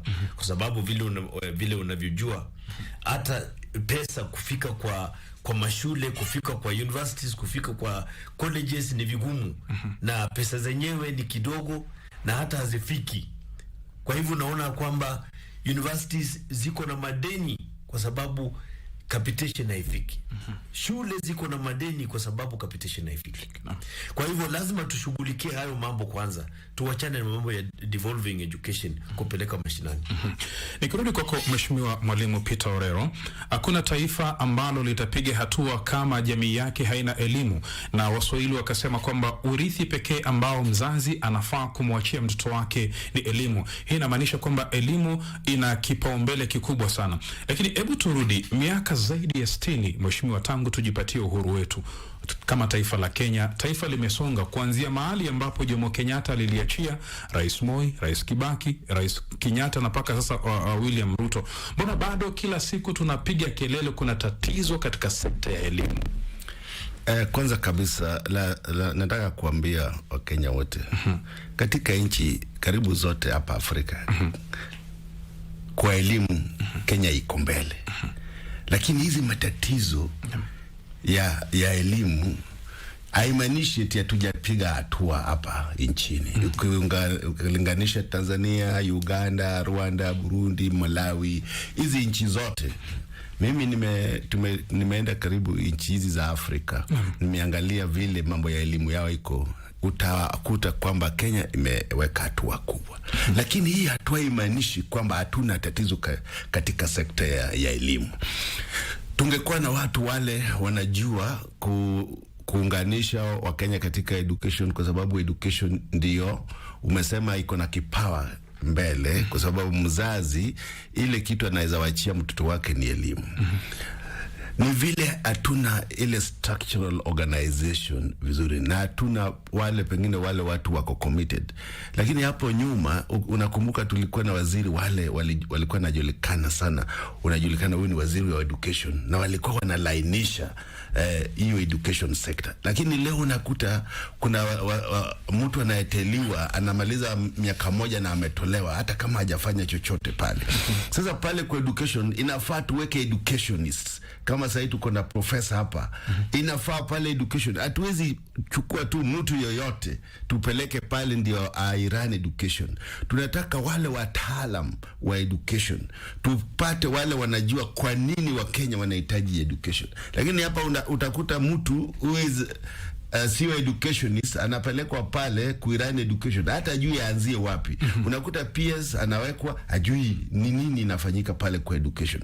Sasa haya matatizo inaletwa na wale watu wanawekwa pale na waelewi vile mambo ya education inafaa iendelee. So Mimi ningeonelea kwamba hizi tatizo zote tunaipata ni kwa sababu sisi kama Wakenya hatujaweka ile structures zile nzuri. Utakuta basic education vile zinadana kama saizi tuko karibu kwanza mtihani ya darasa la 9 na grade ya 9 grade 9 na mpaka utakuta bado hatujaelewa itaendelea kivipi. Hili swali tumeuliza sana, PS atangazie wa Kenya vile hiyo exam itakuwa inafanywa. Kwa sababu utakuta 40% wanasema ni formative assessment. Formative assessment ni kwamba zile exam unafanya kwa class, zile test zinawekwa kila siku na hizo marks zinapelekwa na zitakuwa 40% na yale final exam. Yes. So tuko na formative assessment, alafu tuko na kitu inaitwa summative assessment. Hiyo summative assessment ndio ile exam watafanya in the next 2 months or so. Ita constitute pengine 60% ya hii. Lakini wa Kenya mpaka saa hizi hawajaelewa kinaga ubaga kikamilifu vile hii exam itakuwa, na hata watoto wenyewe, wazazi wenyewe. So inafaa Ministry Education inafaa wajitokeze waambie wa Kenya vile mambo itakuwa. So hizi ndio shida tunakuwa nayo katika education, kwa sababu atupatie wananchi enough information. Hawana information. So hizi ndio baadhi za zile mambo zinafanya education nione kama iko na shida mingi. So tukiwa na enough communication, tukiwa tunaongea na wazazi, tunaongea na Wakenya kuhusu mambo vile itafanywa, pengine hizi tatizo lote zingekuwa zimepungua. Shikilia hapo mheshimiwa, nitarudi kwako. Profesa, nirudi kwako Profesa Igara, kwamba je, amezungumzia swala muhimu kwamba sekta ya elimu Kenya inakosa wale wataalamu wa kuiendesha. Kwanza nataka uniambie kuhusiana na hilo, alafu pili, kama Profesa mahali unavyozungumza, umekaa msomi, kuna vile ambavyo tunaweza fix matatizo ya elimu katika taifa letu once and for all? Kwanza kabisa ningetaka kusema ya kwamba matatizo yetu katika elimu ni ya kujitakia. Kivipi? Tunajitakia kwa sababu unapata institution ambayo ni muhimu sana, ambayo inatakiwa kupata mtaalamu wa kuiendesha. Sisi tunarudi nyuma, tunaanza kuuliza huyu anatoka kabila gani, tumpe yule ambaye tunataka kumpa kutoka kwa kabila fulani. Hatuelewi ya kwamba hiyo institution ikianguka basi tumeangusha elimu. Sasa hatuangalii yale ambayo ni muhimu kulinda taasisi zetu. Sasa tunaangalia kabila badala ya kuangalia nguvu, capacity ya mtu kuendesha elimu ama kuendesha taasisi fulani. Jambo la pili ni kitu tunaita commitment. Ni kama hatuna commitment yoyote hapa Kenya. Na jambo la tatu ni kukimbia mbio tu. CBE ni mfumo mzuri sana, lakini vile tumeutekeleza tumeharibu. Wacha nikupe example moja. Nimetoka na Nakuru, nilikuwa naandika vitabu vya film and theater. Mimi naandika vitabu vya theater and film. Grade 10 na 11. Unapata ya kwamba saa hizi tumeandika vitabu. Somo linaanzishwa Januari na hakuna walimu wa kufundisha hilo somo. Sasa nani atafundisha hilo somo? Ukiangalia TSC haijaajiri walimu wa kufundisha theater and film. Universities zetu hazijatayarisha walimu wa kufundisha hilo somo. Sasa tuko na somo muhimu, lakini hakuna walimu ambao watafundisha. Sasa ni hizi mbio zetu Kenya, badala ya kutulia kuangalia tulipokuwa tunapeleka watoto wetu junior secondary, hata hatukujua tutawaweka kwa primary schools ama secondary schools. Ni kama tuliharakisha. Ni kuharakisha tu. Ni mbio. Tuko tuna mbio fulani ambayo inaharibu mambo mengi.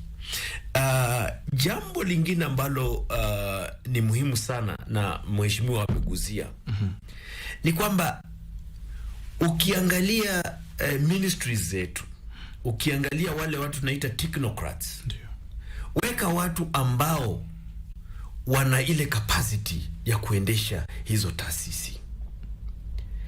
Ukiangalia kweli elimu, muangalie ni nani ako kwa elimu, ni nani anaweza kuendesha elimu.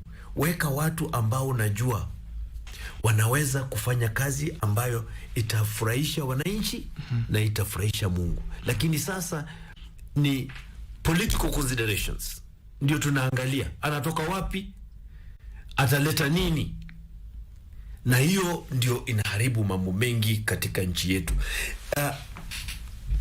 Na hilo jambo lazima liangaliwe kutoka juu. Nani anawaajiri hawa watu? Lazima tuanze na rais. Rais akichagua mawaziri, aangalie umuhimu wa kuleta watu ambao wana tajriba fulani ya kuendesha hizo ministries. Ukiangalia hata universities, usiweke mtu kwa sababu anatoka kabila fulani ama ni political reward. Hiyo haiwezekani. Tumeangusha vyuo vyetu. Angalia University of Nairobi hapa. Ina madeni mheshimiwa karibu bilioni 14 ama ni 15. Moi University bilioni karibu 15. Egerton University bilioni karibu 15. Niambie tulikuwa wapi? Total wako na 85 billion. 85 billion. Tulikuwa wapi? Siku hizo hivi vyuo vilikuwa vinaenda chini mpaka wakafikia mabilioni ya pesa katika debts. Ni kwa sababu sisi hatujali.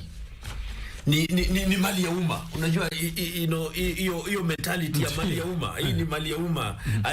Haiishi. Unajua sasa lazima turudi nyuma kidogo.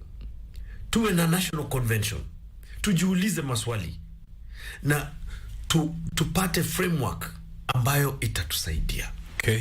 Na vile ilivyo sasa, naweza kukuambia ingawa tumepiga hatua katika elimu, lakini Raishi, naweza kukuambia kwamba tumeharibu mambo mengi sana hapa. Na tumeharibu sisi wenyewe. Hata pesa zile ambazo zinaletwa katika vyuo, katika shule, tunaiba. Shikilia hapo, nitarudi kwako utuelezeni mambo gani haya ambayo tumeweza kuyaribu. Umetaja kwanza swala zima la ukabila katika masuala ya appointments, lakini tarudi kwako. Mtazamaji, ikiwa ndo kwa sasa umeamka na ukaamua kufungua runinga yako na enzi ya KBC Channel 1 au kufungua KBC Radio Taifa Sauti ya Mkenya, kipindi kimeoana GMK na Zinga. Swali ni je, nani amemoa mwenzake hapa? Hayo ni siku nyingine. Lakini tunachozungumzia ni masuala ya elimu, na studioni niko naye Profesa Igara na vile pia niko naye Mheshimiwa Peter Orero, mbunge wa Kibra.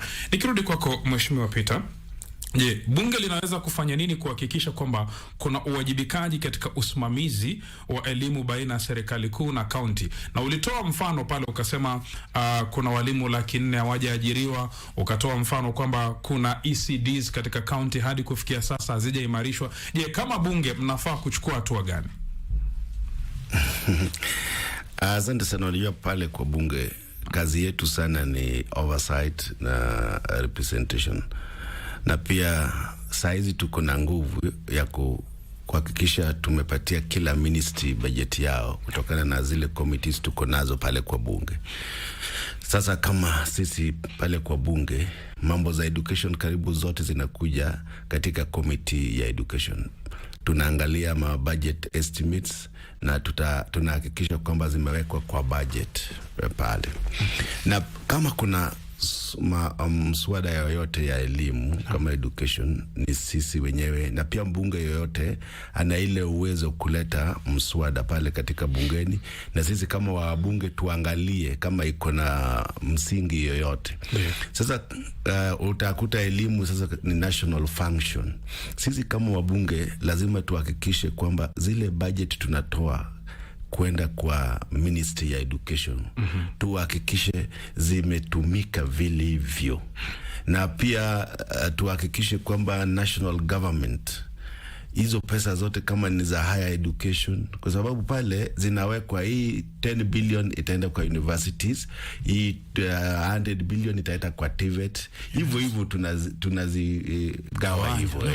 Sasa itakuwa ile jukumu letu kama wabunge wa Kenya, tuangalie hizi pesa tulipatia hizi ministry zinafanya kazi ama zinakuliwa, na kama hazifanyi kazi ni sisi tena tukurudi kwa bunge, tuite waziri yule anasimamia hiyo ministry kama ya education, akuje atuambie kwa nini hizo pesa tulipeana hazijafanya kazi vile zilikuwa zinatakikana. So lazima sisi kama wabunge tukue makini sana. Ni sisi pia tukue na blame kama wabunge. Sisi hatujakuwa makini kuangalia vile hizo pesa tunapatiana kwa minutes zinafanya kazi. So sisi kama wabunge inafaa, kwa sababu representation na oversight ni kazi yetu, tuangalie kila ministry, sana sana education na hizo ministry zote, lakini leo tunaongea juu ya education.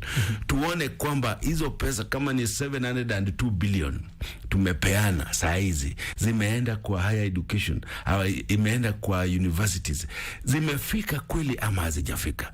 Zimetoka Exchequer, imetoka kwa Central Bank, imeenda kwa Treasury na Ministry of Education, wamepata hiyo pesa ama hawajapata?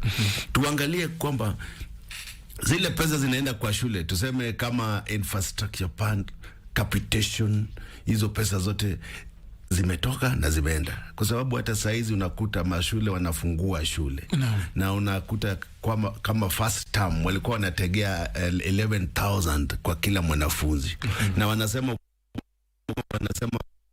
8,800 walikosea karibu 3,000 kwa kila mwanafunzi. Tamu ya pili walikuwa na tegea karibu 8 na wamepata 5,000 kitu.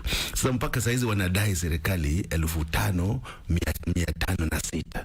So mambo kama haya ndio kama sisi wabunge tuangalie, mbona hizi pesa hazijafika pale zilikuwa zinatakikana? Na hivyo tuende kwa universities tuone help ilikuwa tupatie pesa ngapi, na tuone mpaka saizi wamepatia wanafunzi wa chuo kikuu na ama hawajapatia chuo kikuu. So sisi kama wabunge ndio itakuwa ile jukumu letu kama wabunge, tusaidie Wakenya kuangalia kwamba hizi pesa tunapeana kwa hizi ministries zimefanya kazi. Bila shaka.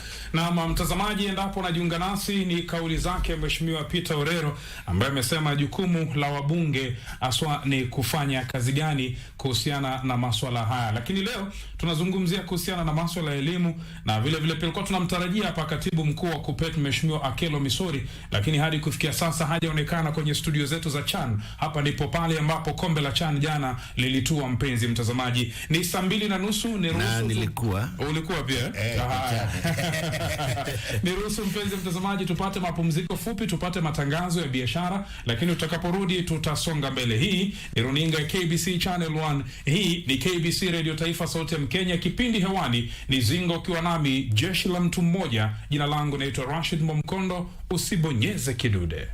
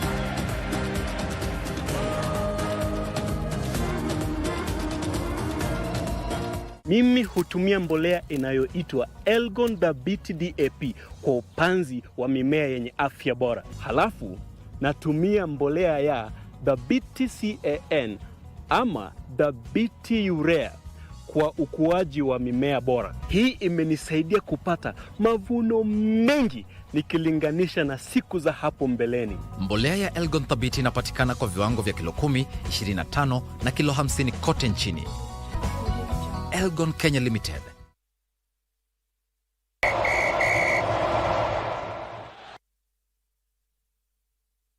Given away cheaply here. Slid towards goal and on the follow-up. It's been turned in.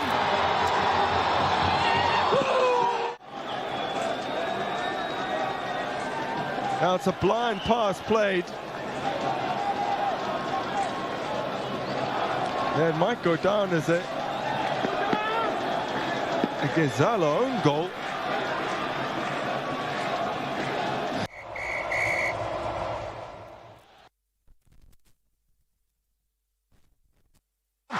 Turns left, fires home, Kenya lead! The ongoing CHAN 2024 is intriguing. Well, after the VAR check, it's been ruled out. It's not a goal. CAF's flagship tournament attracts over 1.4 billion TV audiences and 2.2 billion digital streams, making it one of the top 4 global football events. Full time, and Kenya have done the unthinkable. They go undefeated through the group stages in the group of death. To our esteemed sponsor and partner, numbers don't lie. To the 12th man in Kenya and globally, it is not boasting if you can back it up. We salute you. Let's keep doing it the way we know how. Live and exclusive on KBC Channel 1, your true sports partner.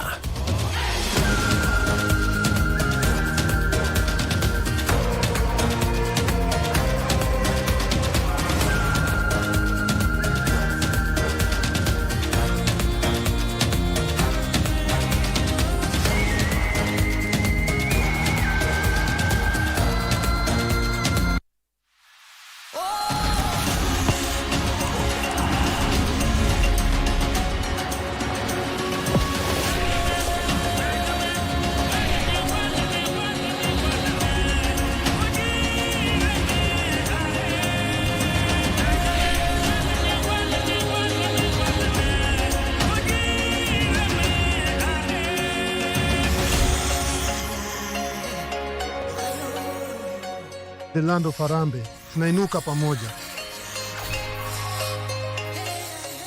Tanzania is ready, nguvu ni moja.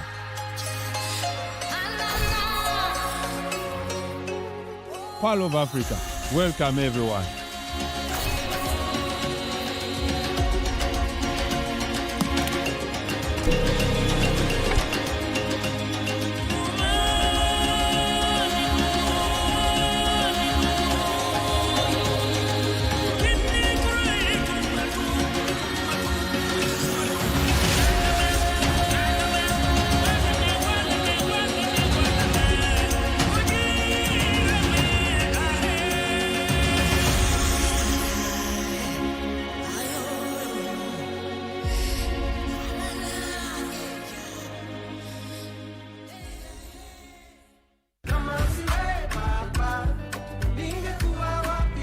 Praise the Lord. My name is Pastor Tim Mwangi, and I want to invite you for a life-changing, transformative show. I was blinded and thrown to the floor on my knees, just like Saul.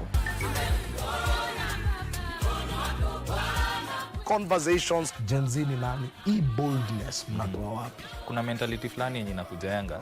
Si a rebellion really, but ni ya ku-question system. Engagements that are life-changing and provocative. When you are young, your core business should be to create value in yourself.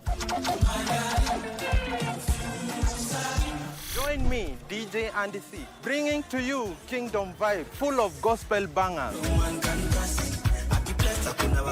Join us for Angaza Show. Every Saturday from 5 p.m. to 6 p.m.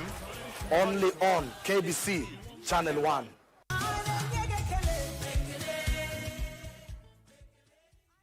I never heard the music so sweet. I repeat. Wagwan, me brethren, big things are going. Remember, each and every Monday we have to shell down the place with nothing but the best of smooth way the vibes in your favorite station. You know these things, man. Alafu kila Tuesday, kata simu tupo side, giving you Kenyan music from the 254. And of course, you can spice up your Wednesday by enjoying blazing hot hip-hop and R&B jams. We don't got no label. She said she want bottles. Vibes and vibes as we go all across Africa, Kenya, Nigeria, Ghana, all the way to Tanzania to give you nothing but the best on Afro Thursday. Make sure you make a date with us each and every single Friday with me, DJ_Liza Diva, DJ Cold, and me, Wanjiko. This is Club One Extra. Unanifanya nisikie kunongwa Hadija ai Mani especially ukisonga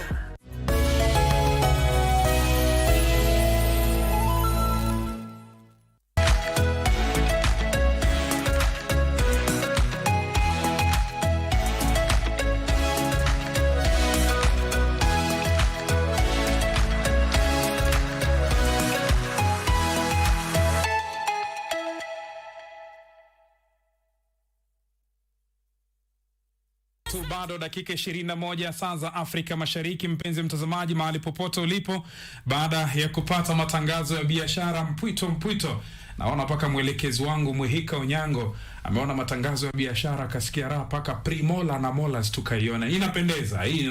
Yote ni sababu ya Chan iko KBC. Nani anabisha? Leo kuna mechi mbili mpenzi mtazamaji, nusu finali ya kwanza saa 11:30, nusu finali ya pili saa 2:30, finali tarehe 30 Kasarani. Hata kama tulitolewa, lakini sisi ni wapenzi wa soka. Turudi studioni. Ni studio ya Chan mpenzi mtazamaji, ambapo tumejiunga hivi karibuni na katibu mkuu wa chama cha walimu cha KUPPET ndugu Akelo Misori. Karibu sana.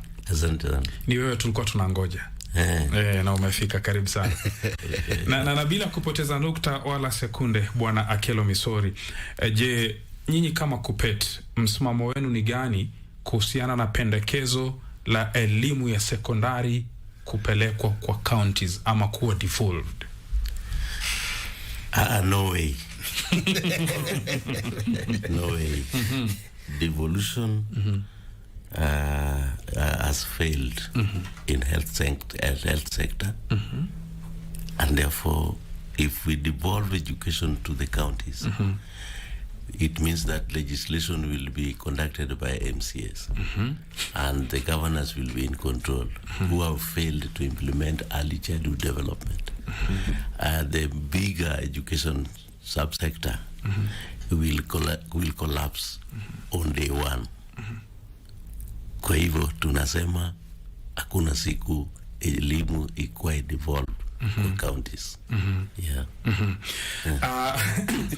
Na tukisalia hapo, je, unahisi kwamba counties zimefail kabisa kusimamia masuala ya education? Kwa sababu umezungumzia kuhusiana na swala la early childhood education. Kwa hiyo completely umesema county tawe.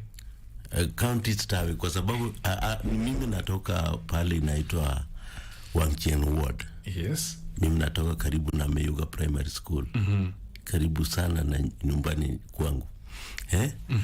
Si useme ni county gani? County ya Homa Bay.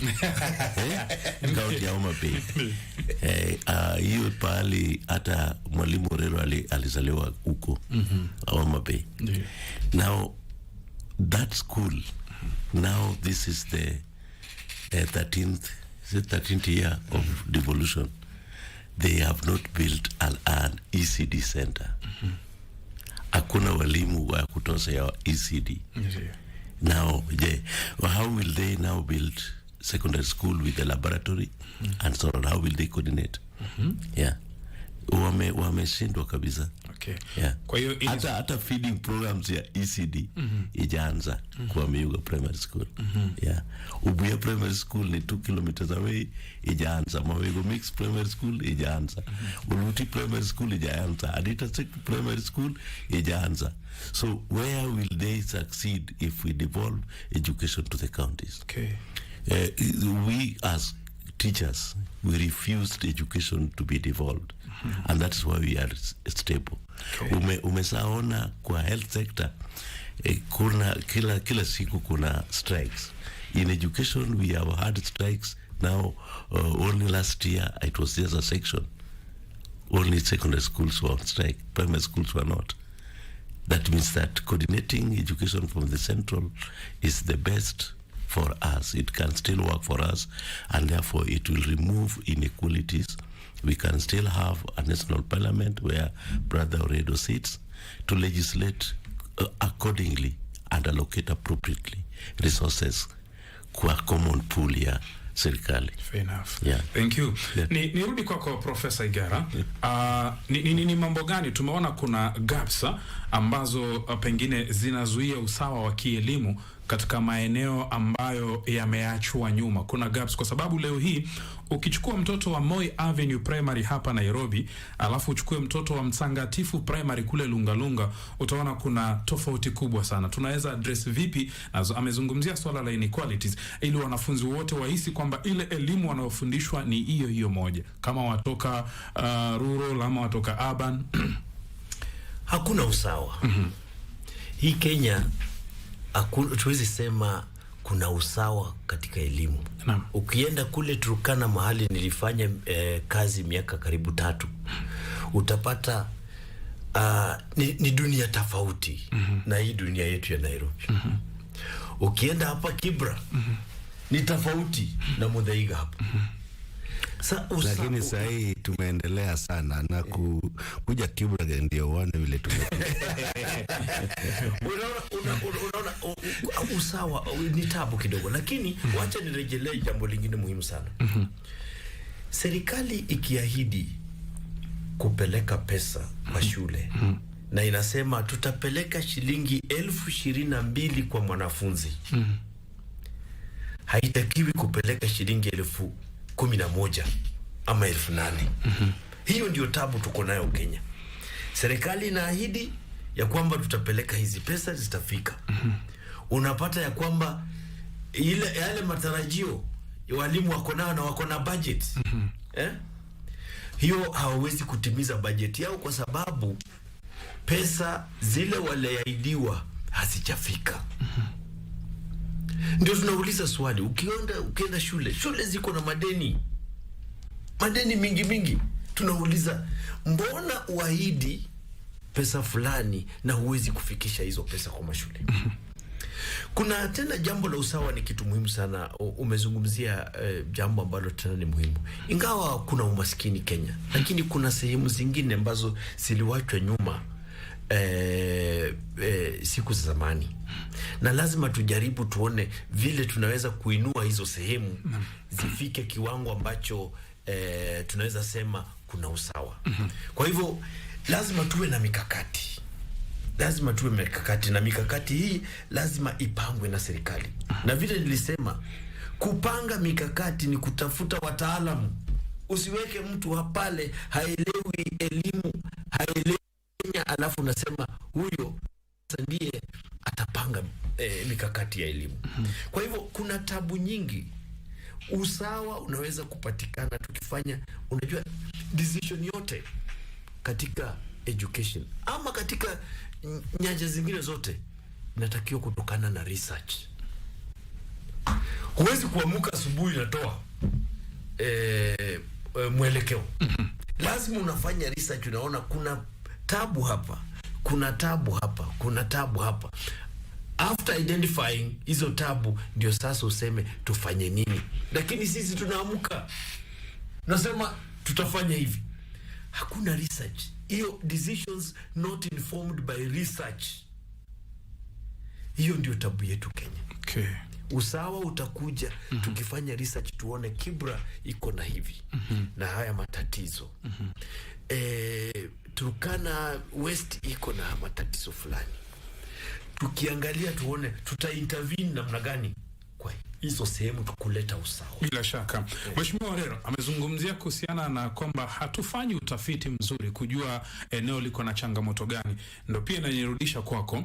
Je, kuna gaps zote za kisheria? Kwa sababu mheshimiwa, Wizara ya Elimu inatengewa bajeti kubwa sana, na tumshukuru sana mwenda zake marehemu Emilio Mwai Kibaki aliyekuja na swala la CDF. Kwa kweli CDF imesaidia katika miundombinu. Kwa nini hadi miaka 60 Orero bado kuna shule ambapo watoto hawana madawati? Angalia, ni ya kusikitisha. Watoto wanaenda shule hawana viatu, uniformu zimepasuka, na kuna shule nyingine ziko vizuri, zimepata allocation kubwa. Tatizo liko wapi? Kwanza kabisa nataka niwaambie wa Kenya kwamba wabunge hawapeani CDF directly. Kuna kamati ya CDF. Sisi kama wabunge ni kuambia tunataka projects gani wafanye, alafu tunafanya oversight. Lakini unakuta kuna sehemu nyingi wale makamati wa CDF saa zingine hawafanyi mambo yao kwa na usawa. Kama kwangu saizi ukikuja, nataka siku moja uchukue kamera yako ukuje kwa mashule. Nitakuja na Cynthia. Muangalie ile kazi imefanyika kwa hizo mashule for the last 3 years. Ndiyo. Hakuna shule pale primary hatujajenga maclasses chini ya classes 5. Zingine ni 15, zingine ni 10. Na ukikuja utakuta zile classes tunajenga ni za maana. Sio hizi za kawaida. Orero. Ndio hiyo sasa. Kuja ujione vile kazi inafanywa. Sasa hii inalingana na uongozi ya watu. Mkipata kiongozi mzuri, hata hizo madarasa CDF utahakikisha kamati ya CDF utahakikisha wamefanya kazi vile inatakikana. Lakini unakuta pengine hakuna watu wengine wafanye oversight vizuri. Lakini pesa ile watu inapewa kwa kila constituency karibu ni sawa, ina depend tu na awards, uko na awards ngapi na inalingana na awards, although kuna baseline. So ndio maana hiyo CDF ililetwa kusaidia watu wale wako chini. Kitambo ungekuta kwamba kuna constituencies hawangepewa pesa ya kujenga madarasa. Na pia hapo katika CDF kuna pesa ya basari. Kuna watu hawezi enda shule kwa sababu hawana njia ya kwenda shuleni. Lakini basari kama kule kwetu, ningesema tu Kibra, tulipeana basari ya 65 million. Kwa wanafunzi wale committee, ile committee ya CDF walipeana basari ya 65 million. Kama tungekuwa hivyo katika kila constituencies, tunahakikisha kwamba ile pesa ya basari inaenda kwa wale wanahitaji basari, naona kwamba hiyo usawa ingekuja. Lakini utakuta pengine kuna constituency sisi au hiyo kamati wamepeana 40, zingine zimeenda develop. Pia vile huyu anasema professor, lazima tufanye research. Hii constituency inahitaji nini? Ni development, classes ama basari? Sasa kutokea hapo ndio mjumbe atajua hapa nijenge classes ama nipeane basari ama ni nini tufanye. Ndio hiyo utafiti unasikia akisema lazima ifanywe, research ifanywe, tujue hapa kuna watoto wangapi na hii constituency ni kubwa kiasi gani, kuna classes ngapi na watoto wangapi wako high school na wangapi wako primary school. Na unajua elimu inaanzaga primary na inaanzaga ECD. Kama hujapeana elimu kutoka primary, usifikiri eti ikifika secondary hao watoto watageuka wakwe werevu. Ina lazima uanzie kwa ECD na ukuje kwa primary ndio uende kwa secondary. So eti kwa mashule ya secondary zinang'arishwa, lakini primary ukienda pale unakuta hata pale pa watoto kukalia hakuna madawati, hakuna walimu, hakuna nini. So lazima tujiulize kama wa Kenya kwamba primary zetu primary education classes ziko namna gani na ECD ziko namna gani? Asante mheshimiwa, umezungumza vizuri sana. Usimamizi ndio jambo na uongozi muhimu. Tukimalizia nikirudi kwako ndugu yangu bwana Misori, je, labda ni changes gani, mabadiliko gani nyinyi kama KUPPET ya kikatiba mungependa kuyaona ili elimu yetu ya Kenya iweze kuboreshwa? Tusiwe tu na elimu, lakini tuwe na elimu ambayo ni bora. Kuangalia masuala ya elimu, lazima tuangalie vile philosophy ya education tunafuata. Ni philosophy gani? What is bringing the problem is that we don't need constitutional changes. We only need to implement what we already have in the constitution.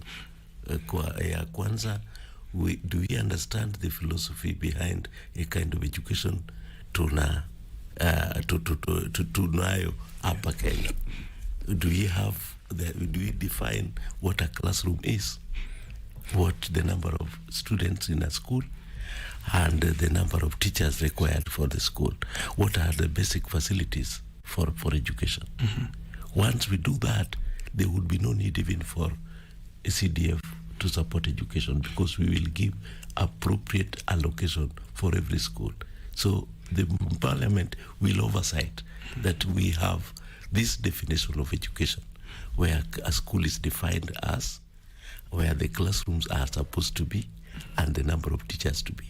So allocation will go straight to what is desirable kwa shule zetu ya Kenya. Now, yes. What we have currently is very haphazard. Everybody is still talking about we need a research. But we even what we have, do we have sufficient planners in the Ministry of Education to determine what is there? Do we have sufficient quality assurance standards to see that this is what we miss in our school? So that is where the problem is. Like Mwalimu Morelo anasema, we have the budget which we have in education is the largest in considering all the ministries.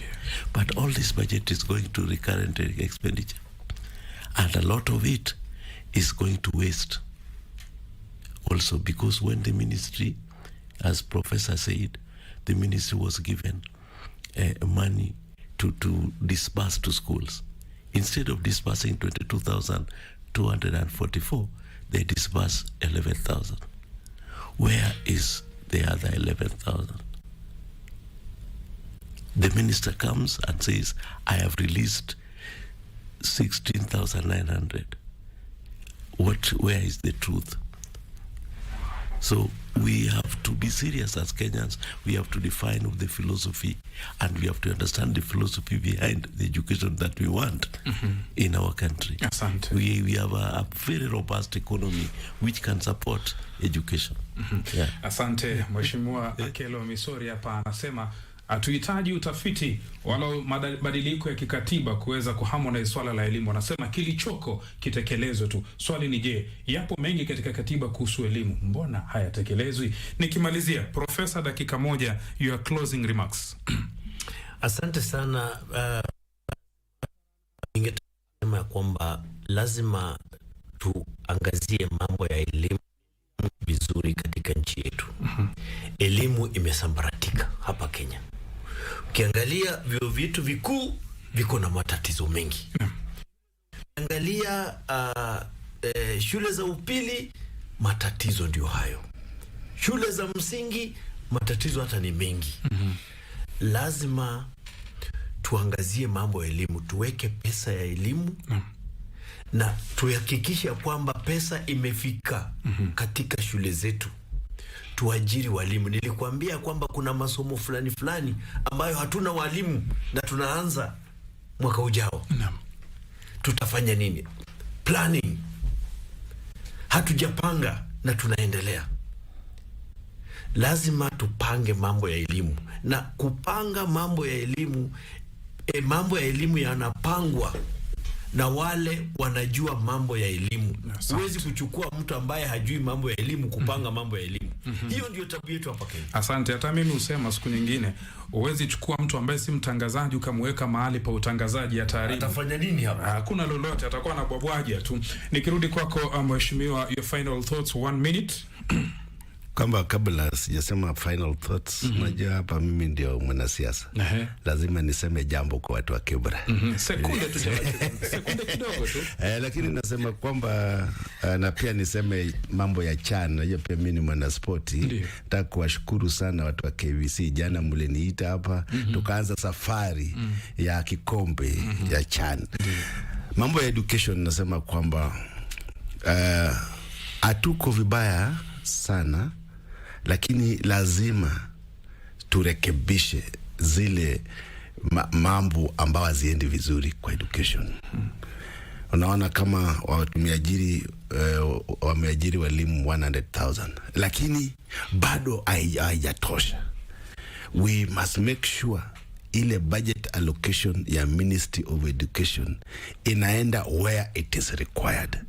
Na pia lazima tuangalie universities zetu, because without universities a country cannot grow. Na sisi kama kamati ya education tumehakikisha tumetembelea hizi universities zetu karibu zote. Unaona vile Moi nao tunajaribu kuiamusha. So tunataka serikali pia ihakikishe waweke wale watu wanafaa kwa viongozi katika hayo universities. Asante. Mheshimiwa Akelo Misori, 30 seconds, your final remarks. Education is important. Lazima tuweke bidii to fund education. Yes. And it is not going to be a walk in the park, because it is also expensive. We must invest in education, because it is the msingi ya development for every nation. Thank you. Yes. Asante. Mtazamaji, mambo ya elimu hatuwezi yamaliza within 1 hour, within 40 minutes, within 50 minutes. Ni swala ambalo huenda likatuchukua century nzima katika taifa letu la Kenya, lakini kama ulivyosikia kutoka kwa wageni wangu, we are making some progresses. Ndi muhimu sana. Kila mahali, kila ulipo, thamini elimu. Hata mimi kama si elimu, hiki Kiswahili changu kisingenisaidia. Ndio Kiswahili nakijua, lakini bila basic education nisingekuwa nafanya kitu ninachokifanya. Nitarejelea tena, Waswahili walisema urithi pekee ambayo mzazi anaweza kumwachia mtoto wake ni elimu, na serikali isaidie katika kuhakinisha hili. Yote serikali ya kitaifa na ile ya kaunti. Nitawaalika tena wageni siku nyingine tuje tuzungumzie mapana na marefu, lakini kwa sasa, mpenzi mtazamaji, niruhusu nikome hapo tupate taarifa ya habari. Niwashukuru nyote ambao mmefanikisha kipindi hiki. Asanteni sana Dennis Chisaka, wa Moi Masila, Nancy Kemuto, timu nzima ya runinga ikiongozwa na Muhika Onyango na Bwana Kimani kutoka upande wa radio. Mimi naitwa Rashid Momkondo. Ni saa 3 kamili tupate taarifa ya habari naye Asha binti Khamis.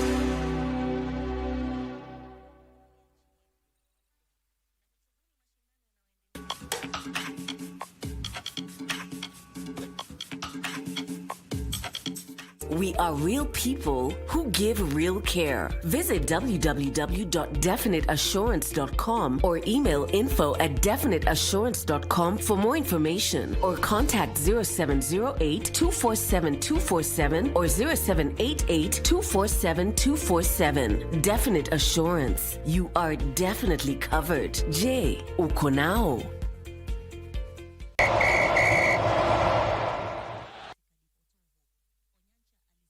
Given away cheaply here, slid towards goal, and on the follow-up, it's been turned in!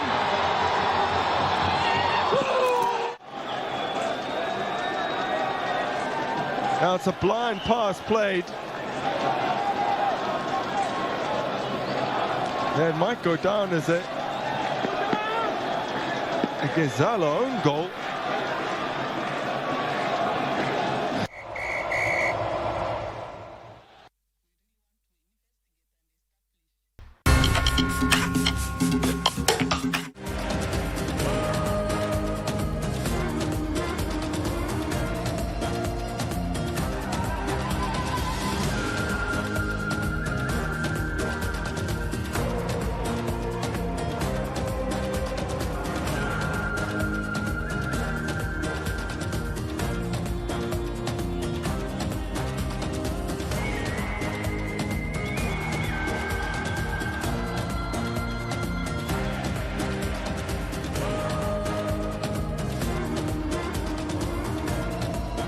Mimi hutumia mbolea inayoitwa Elgon Dhabiti DAP kwa upanzi wa mimea yenye afya bora. Halafu natumia mbolea ya Dhabiti CAN ama Dhabiti Urea kwa ukuaji wa mimea bora. Hii imenisaidia kupata mavuno mengi nikilinganisha na siku za hapo mbeleni. Mbolea ya Elgon Thabiti inapatikana kwa viwango vya kilo 10, 25 na kilo 50 kote nchini. Elgon Kenya Limited.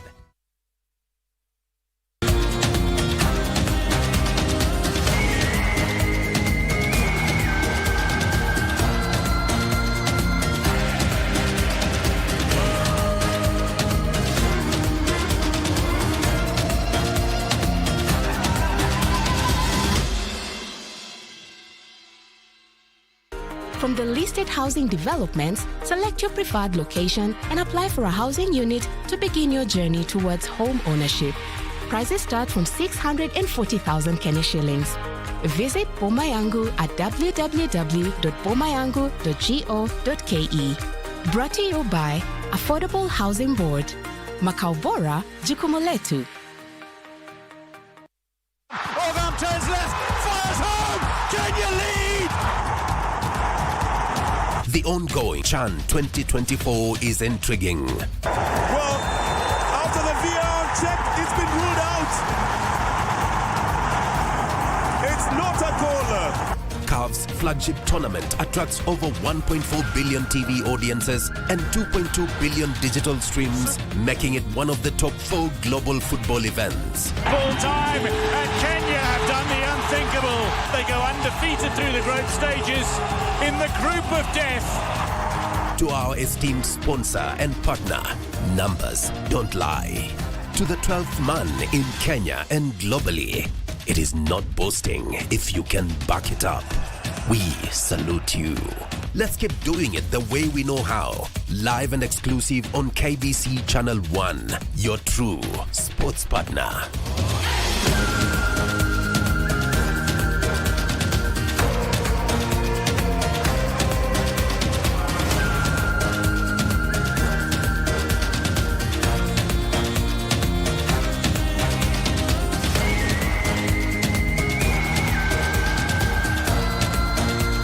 Kila mwisho wa juma hapa. Elimu ni taa, gizani uzaga. Elimu ni bahari isiyokauka zinge. Karibu katika sanaa ya Kiswahili, bahari yenye kina kirefu. Sote tumealikwa.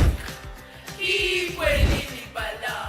Bila shaka tunazama na tukiibuka vipaji, talanta mbalimbali ndani ya sanaa ya Kiswahili. Nina neno kwa vijana, mihadarati na pombe, bila madhara mabaya. Kuna bunge la mwanafunzi, uchambuzi wa vitabu na kulizamia swala zima la fasihi. Mchimba shimo huingia mwenyewe. Kwa hivyo unasoma dondoo, alafu unabahini ni fani gani ambayo tunajitokeza. Ipate chemsha bongo bila tafadhali wala kibali. Na si hayo tu mtazamaji.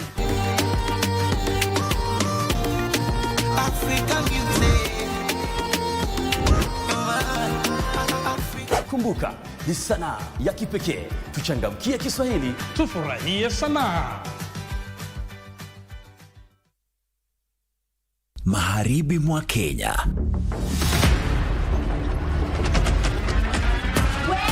Maisha ya familia moja maskini yanaelea kwenye ukingo wa taabu. Umetoa wapi hizi pesa? Dadi umeiba. Mwizi! Wewe ndio mwizi, unaiba mbuzi wangu. Baba ni mlevi, ameitelekeza familia yake na inayumbayumba. Leo mimi sijalewa na bado una raha. Andrew, adui mkubwa wa familia hii, anaichukia. Nini mnapigania? Shamba. Toka mbele yangu wewe. Pate pesa zetu bwana. Hauogopi Mungu, hauogopi shetani. Congratulations Dina. Nyamaza, wanga kusema daktari anadanganya.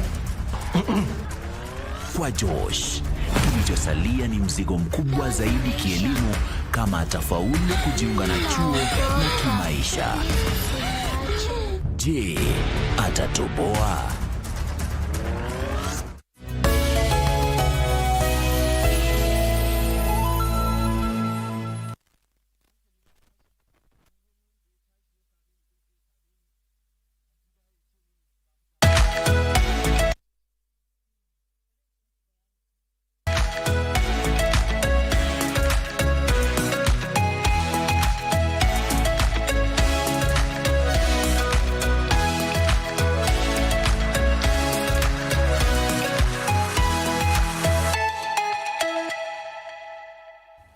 Thank you for staying with us. Good Morning Kenya gets to continue. My name is Vivian Ndegwa, and right about now we have gotten into our health check segment. And today on health check we are looking at matters cancer. We are just trying to have an in-depth conversation and understanding of cancer. What exactly is cancer? What's the prevalence level of cancer in the country as we speak at the moment? And what is the way forward when it comes to winning over cancer? That is what we're talking about today. And joining me for this conversation is Dr. Leopold Methusela. He is a resident doctor at the Healthcare Global Cancer Center. Welcome to the program. Thank you. It's a pleasure to have you on board just to talk about this condition that is cancer. Let's begin with just having an overall definition of cancer. We say cancer. What exactly is cancer? So thank you for having me on your program. And by WHO definition, cancer is a group of diseases that are characterized by uncontrolled and unregulated abnormal cell growth. And not just abnormal growth, but also these cells has the ability to invade nearby structures and also to travel and invade distant organs, otherwise known as metastasis. So by definition, that is what cancer is. That is what cancer is. So it's a group of diseases. It's not just one condition, but rather a group of diseases. Okay. What's the main cause, or what are the main risk factors for cancer? So there are multiple risk factors, and we can actually categorize them as modifiable risk factors and non-modifiable risk factors. Then the non-modifiable risk factors include sex. If you're a woman, that means you're already at risk for breast cancer, for cervical cancer, ovarian cancer. If you're a man, that means you're already at risk of having prostate cancer. Also age. Most cancer occur between 45 and 65 years of age. So that's already a high risk if you are along that age. And the older you go, the more at risk you are. That's also non-modifiable. There are also hereditary risk factors. If you inherit certain genetic defects from your parents, that is something you cannot modify. However, there are modifiable risk factors that include lifestyle, sedentary lifestyle, also diet, the food that people eat, food that is high in fat, in sugar, in salt, lack of physical exercise, alcohol consumption, cigarette smoking, all those combined are termed as risk factors for getting cancer. Okay, I understand that. Now let's talk about the prevalence level. How prevalent is cancer as we speak in Kenya today, if you have the numbers? Okay, so according to Global Can, the 5-year prevalence of cancer in Kenya as of 2022 was around 100,000 cases. We have over 44,000 new cases of cancer each year in Kenya, and the numbers are going up. And we also have around 28,000 deaths every year due to cancer in Kenya. So currently it's the second leading cause of death, hospital-related death in Kenya, second only to pneumonia, and the third is cardiovascular diseases, but cancer is the second leading cause. That number is really, really high. I mean, 44,000 people every year it's a crazy number. And the fact that you mentioned that it keeps going higher, probably what is making us get to that point where, you know, the number keeps going up and up? Okay, so it's really multifactorial. One, I would say it's the urbanization. The more modern, the more Western lifestyle that developing countries in Africa are choosing to. For instance, here in Nairobi, we see fast food restaurants. We see people adopting to more sedentary lifestyle, moving around with bolts. No one is walking anymore. No one is doing physical activities anymore. Eating those fast foods, alcohol, the weekend culture, and so forth.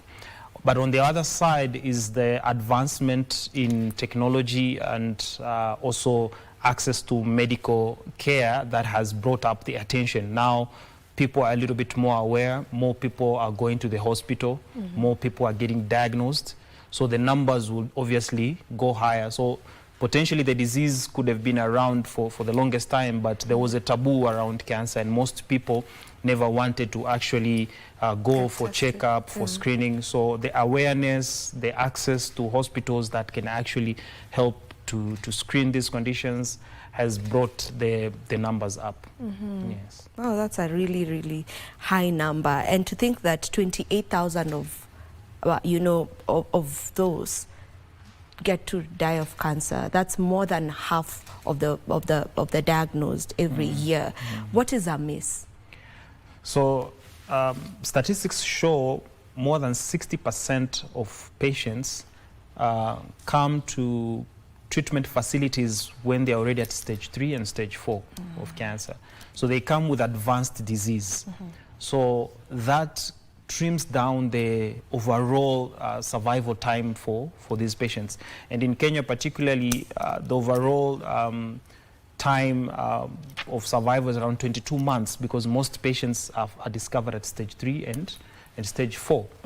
So obviously the numbers of death, the prognosis becomes poorer the more advanced the disease is. If people were more aware and more engaged into screening programs, the diseases could have been captured early and the treatment could have been initiated early, and overall survival could have been taken a little bit further. But because they come late, so the death toll becomes higher. But also the cost of care. Cancer is quite expensive to treat. It's not just a Kenyan issue, it's a global issue. Cancer as a disease comes with heavy costs. So some patients would exhaust their funds just on the initial diagnostic stages, and they won't have enough to undergo treatment. The modern and new treatments that are coming up are also extremely expensive. So patients really struggle to combine both the diagnostic and the treatment cost, and to bear it all for the longest run. Yeah, that is the reason. And I get the importance of the early detection, just as you put it, because the earlier you get it checked, the easier, or maybe say better, it is for you to get to recover quicker. But for most people, you'll hear people saying, what you don't know won't hurt you. Don't go looking for trouble, don't go looking for something you don't have. Maybe if you can speak to such a person who's watching, and there are the people who stand in that line of saying, what you don't know won't hurt you. Unfortunately for cancer, it's the vice versa. What you don't know will actually kill you. The good thing is, as the Kenyan government through SHA, they have a comprehensive cancer package which enables patients to access multiple diagnostic services across the country. That is one. Secondly, we have in East and Sub-Saharan Africa, we have the best diagnostic tools for cancer. So it can be detected very early on, and that would save you on the cost of treatment, and it will also extend the patient's life, because if you can discover the cancer in the first stage, majority of cancers are treatable by just surgery alone. There's no need to go through chemo and radio if the disease has been detected quite early. So that will also lessen the cost. So if a patient has a lump, a person has unresolving ulcer in their body, and they're comfortable with it because it does not hurt. The moment it hurts, most of the time, is when the disease has progressed to a later stage. So I encourage the community to engage in screening program. We have vast majority of screening programs. We have a lot of cancer awareness programs, to engage in those screening programs, to detect the disease early on, especially for high-risk people who have first-degree relatives who have actually gotten cancer. They should even be more alert and try as much as possible to detect the disease early.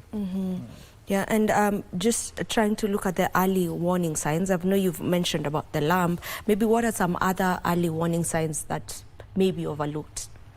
Okay, so fortunately or unfortunately, most cancers have unspecific symptoms. But some of the commonest, we usually call them the B symptoms.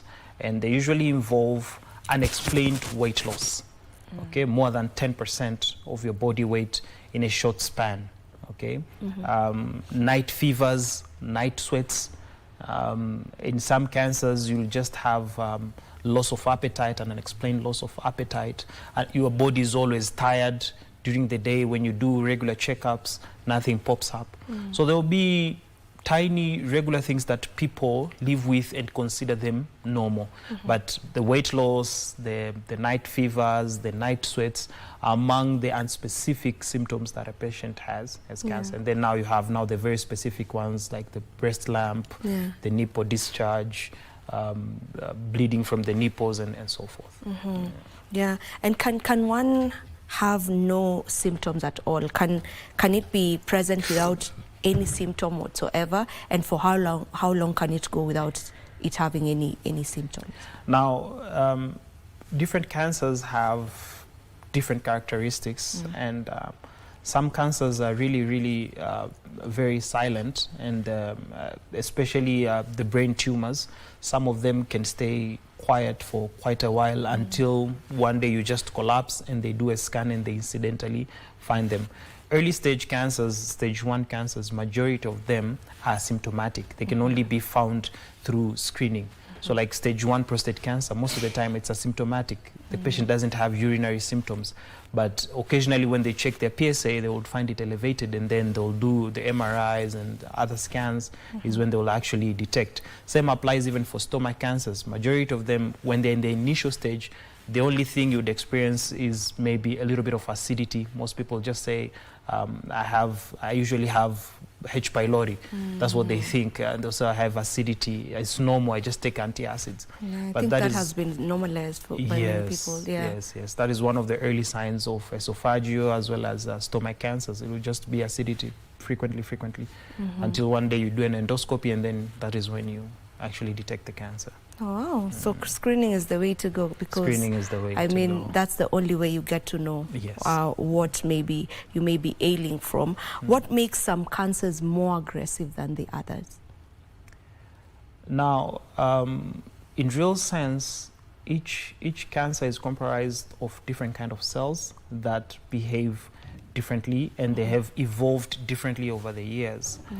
It's quite unknown on what exactly drives those cells to be that aggressive, but there are specific cancers that are known to be aggressive. For instance, pancreatic cancers, they are known to be extremely aggressive and extremely silent on the initial stages. So a stage 1, stage 2 pancreatic cancer is usually very silent. You'll only find it incidentally. Maybe you're doing a scan of the abdomen is when you find something weird about the pancreas, or you'll just have abnormal sugar control as the early sign, and that's it, of which you'll be treated as a diabetic patient and not as a pancreatic cancer patient. But once it evolves to the latter stages, it is quite aggressive. Hepatobiliary cancers, the cancers around the liver and the gallbladder, are also known to be extremely aggressive. A subtype of brain tumors, they are called CNS grade 4 gliomas, extremely aggressive. We are talking about 6 months of survival without treatment, max. So there are certain tumors, for unknown reasons, they have evolved to become extremely aggressive, and unfortunately, majority of the aggressive tumors are quite silent in the initial stages, unless you actually go look for them. For the longest time, cancer has been deemed a death sentence, you know. Maybe how has treatment gotten to evolve over the years? Because I know so many cancer survivors nowadays, so it's not really a death sentence. So how would you say treatment has evolved over the years? There's been quite a remarkable evolution in treatment, and to start with, it is no longer a death sentence as it used to before. It is no longer a disease that requires Kenyans to travel abroad. All the modern treatment is actually available here in Kenya, available here in Nairobi. So over the years, we have evolved from, for instance, if we were to speak about radiotherapy, we've evolved over from the 3-dimension radiotherapy, and now currently here in Nairobi, for instance, Cancer Care, HCG-CCK is offering SBRT, techniques of radiotherapy. So this is stereotactic body radiotherapy, a form of radiotherapy that enables us to target cancers in very delicate areas. Now we can treat brain tumors without surgery. We can treat cancers in your pancreas without surgery. We can treat cancers in the liver without surgery. And also there's advancement in detection techniques. Now we have PET scans. They're scattered all over Nairobi, We have also evolved in such a way, for instance, I'll give you an example of a cancer or a tumor called neuroendocrine tumors, which are very rare malignancies involving neuroendocrine cells. They are very difficult to detect, and they can only be detected by a very specific PET scan called Dotanoc PET scan. So initially in Eastern Sub-Saharan Africa, for the longest run, we never had that scan. Currently, in Kenya, in Nairobi, at Cancer Care, we do have that Dotanoc PET. So initially people had to travel to India just to detect the tumor, not even to treat it, just to detect it. Now it can be detected here in Kenya. So that offers patients opportunity for it to be treated early on. Yeah. We have specialized surgeons, we have specialized radiation oncologists, medical oncologists. So it is curable so long as you detect it early, so long as you get access to the right kind of care. Yes. All right.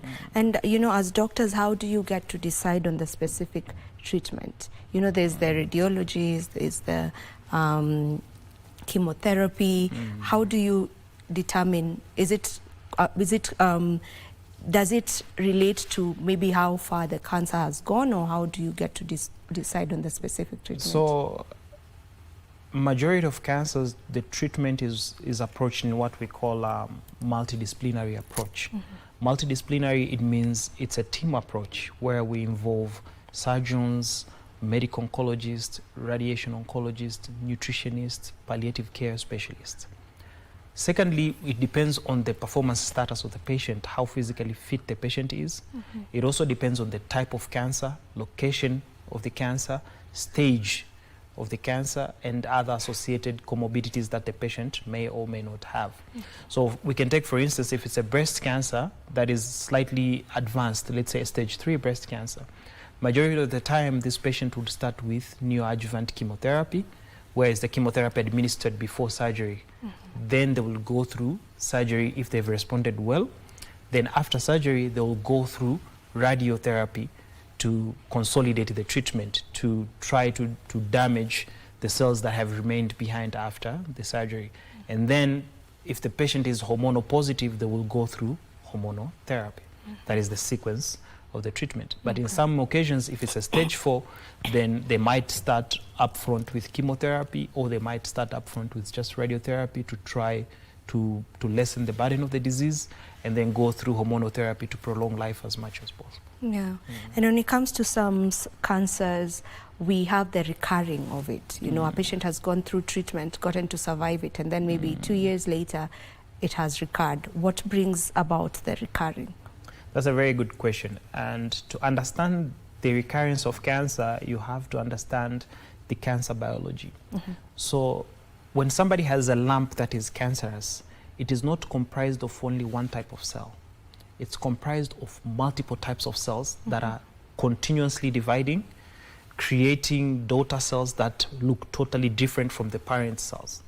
Now, some cells in that cluster respond very well to the initial treatment.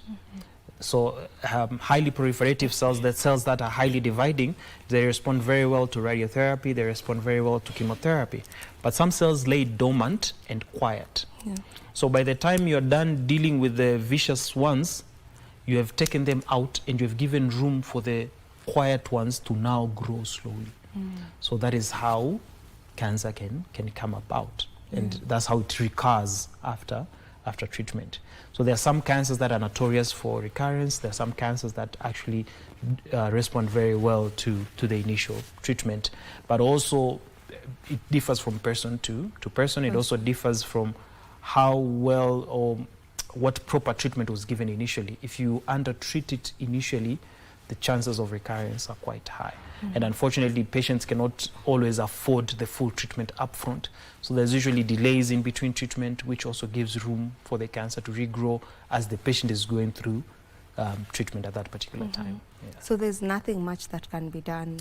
No, the good news is once you have recurrence, those cells will not respond to the initial treatment. Now we have what we call second-line treatment, third-line treatment, fourth-line treatment, up to fifth-line treatment, and then you have even trials.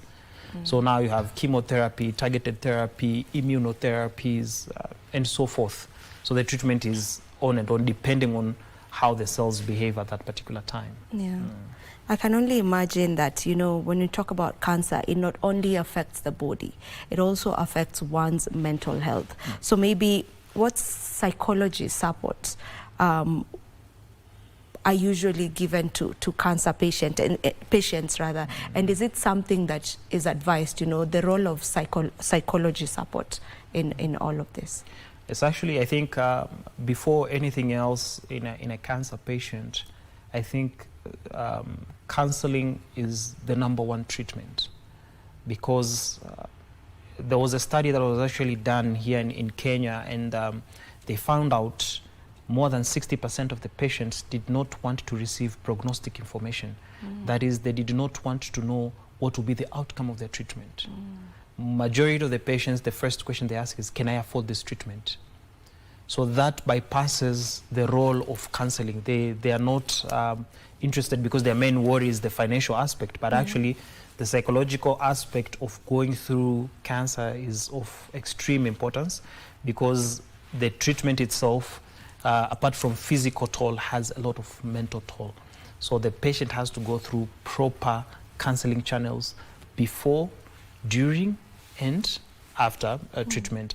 For instance, at our facility, we do have a psychological counselor present, and majority of our patients, we encourage them to go through that. But there are also cancer support facilities that offer free counseling, like Faraja Cancer Support, that offers free counseling to cancer patients, and it's also available in our facility.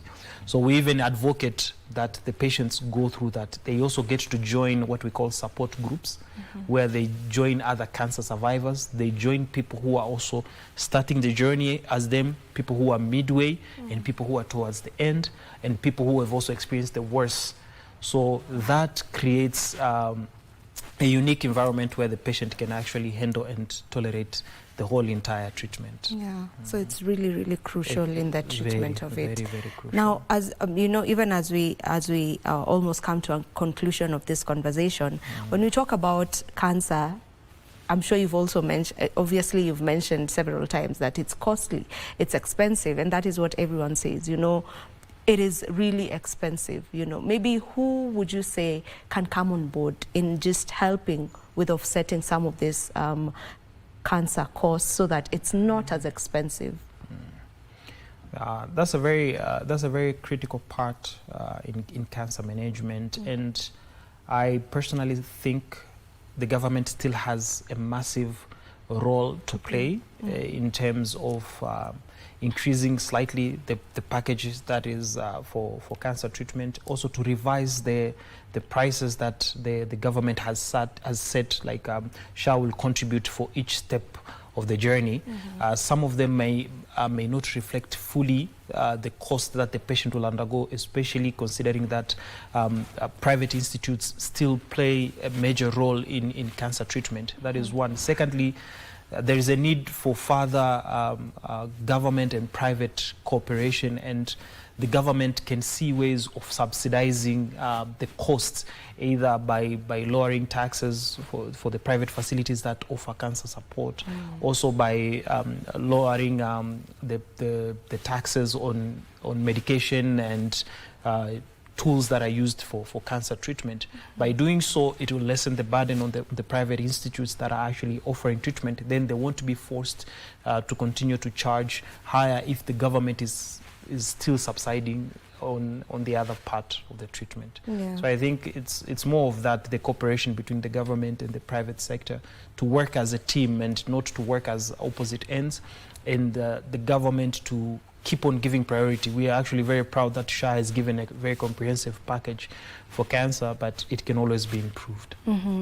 Now, I don't want us to finish without asking the question of, is it possible for one to prevent cancer? And maybe what role does your lifestyle have to play in all of this? What role does nutrition play in all of this for those who don't have it, you know, and they would love to stay that way? They would love to ensure that they are keeping up with proper channels, if it's a thing, I know, because sometimes it's inevitable, but just how to go about working on prevention.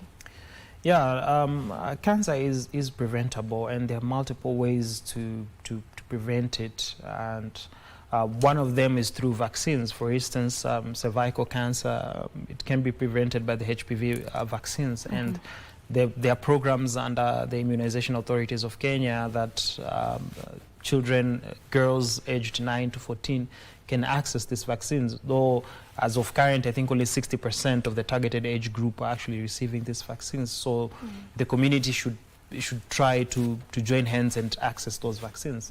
But on the terms of lifestyle changes, to try as much as possible to avoid sedentary lifestyles. You see, with the COVID era, things went worse because now people are working from home. Now people don't even have to brush their teeth to go to work. So you can stay in your bed and complete the whole week in your bed. You don't even have to open the curtains. So to try to avoid that work from home culture at any cost, to at least stay active, to join a running club, to be physically active, but also eating, to reduce the number of times where we have to eat outside, to do our best to have home-prepared meals, nutritious meals. Kenya and East Africa in general is blessed with access to fresh fruits, fresh plants, fresh produce, so people can always access these nutritious foods and do their best to avoid the disease. Yeah. Okay. What is a misconception, or are there misconceptions around cancer that you would love to demystify? Okay. First, it's not transmissible. It's a non-communicable disease. So I think there are some families that once a patient has cancer, they are like they stay away thinking they can contract it. You cannot contract. The people who still think there are people. There are some communities who actually still believe it is that. That's unfortunate. Yes. The second one is that it is incurable. Cancer is curable, and the survival can be prolonged longer than most people believe. And thirdly, there is no need to travel abroad to treat cancer. The cancer treatment is fully available in Kenya. So I think those are the three biggest ones that people have, that for people still believe maybe Kenya is still backwards. You need to travel to India to access treatment for certain kinds of cancer. All cancers are treatable here in Kenya, and there is no need to travel, and cancer is curable. It's not an incurable disease. It is curable. Okay. It's very lovely to have that word out there, because it's not a death sentence. Yes. It is not a death sentence at all. You can be cured from cancer. I'll allow you to give us your final remarks. That's your camera. Just give us your final remarks. Thank you for having me. And as a last word, I highly encourage people to engage in screening. I highly encourage people to access information on cancer that is readily available, and I also encourage people to pursue full treatment of cancer here in Kenya. Thank you so much, Dr. Leopold Methusela. It was a pleasure having you on the show, just shedding light and allowing us to have an in-depth understanding of cancer. So thank you. Pleasure. This is where we end this particular conversation. Thank you so very much for staying with us from the beginning, when we started off the show, until this point in time when we are ending it. This is where we get to say goodbye. On behalf of everyone who has made the show a success, we want to wish you a lovely day. Do enjoy the rest of your viewing. Goodbye.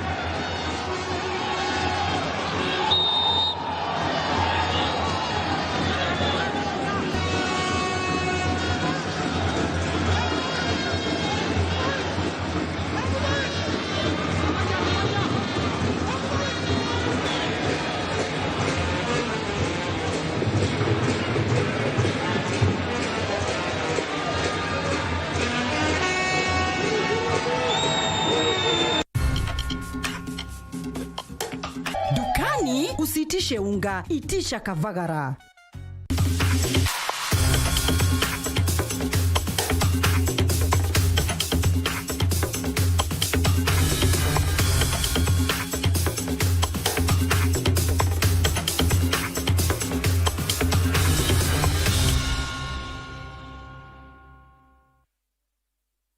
Meet the experts who empower you with competent skills at craft, certificate, and diploma level.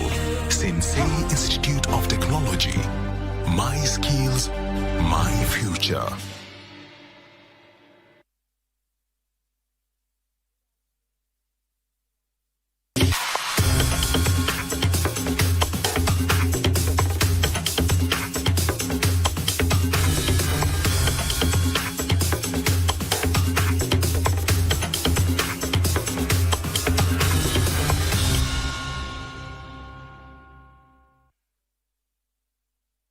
Elimu ni taa, gizani uzaga. Elimu ni bahari isiyokauka zinge. Karibu katika sanaa ya Kiswahili, bahari yenye kina kirefu.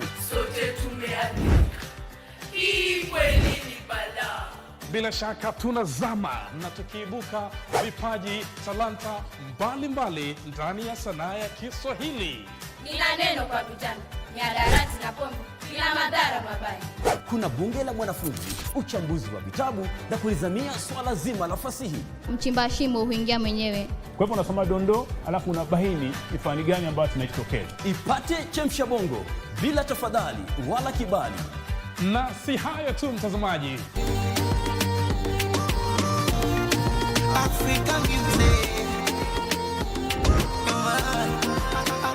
Kumbuka, ni sanaa ya kipekee. Tuchangamkie Kiswahili, tufurahie sanaa.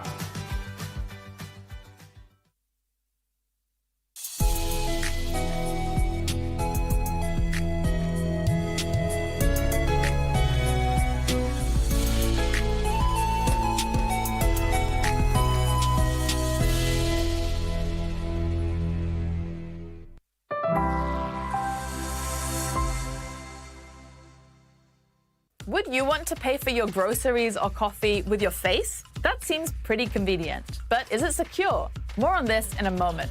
Also on the show, families of victims of a US school shooting are suing a gaming company and a social media platform. And heat waves are scorching the globe.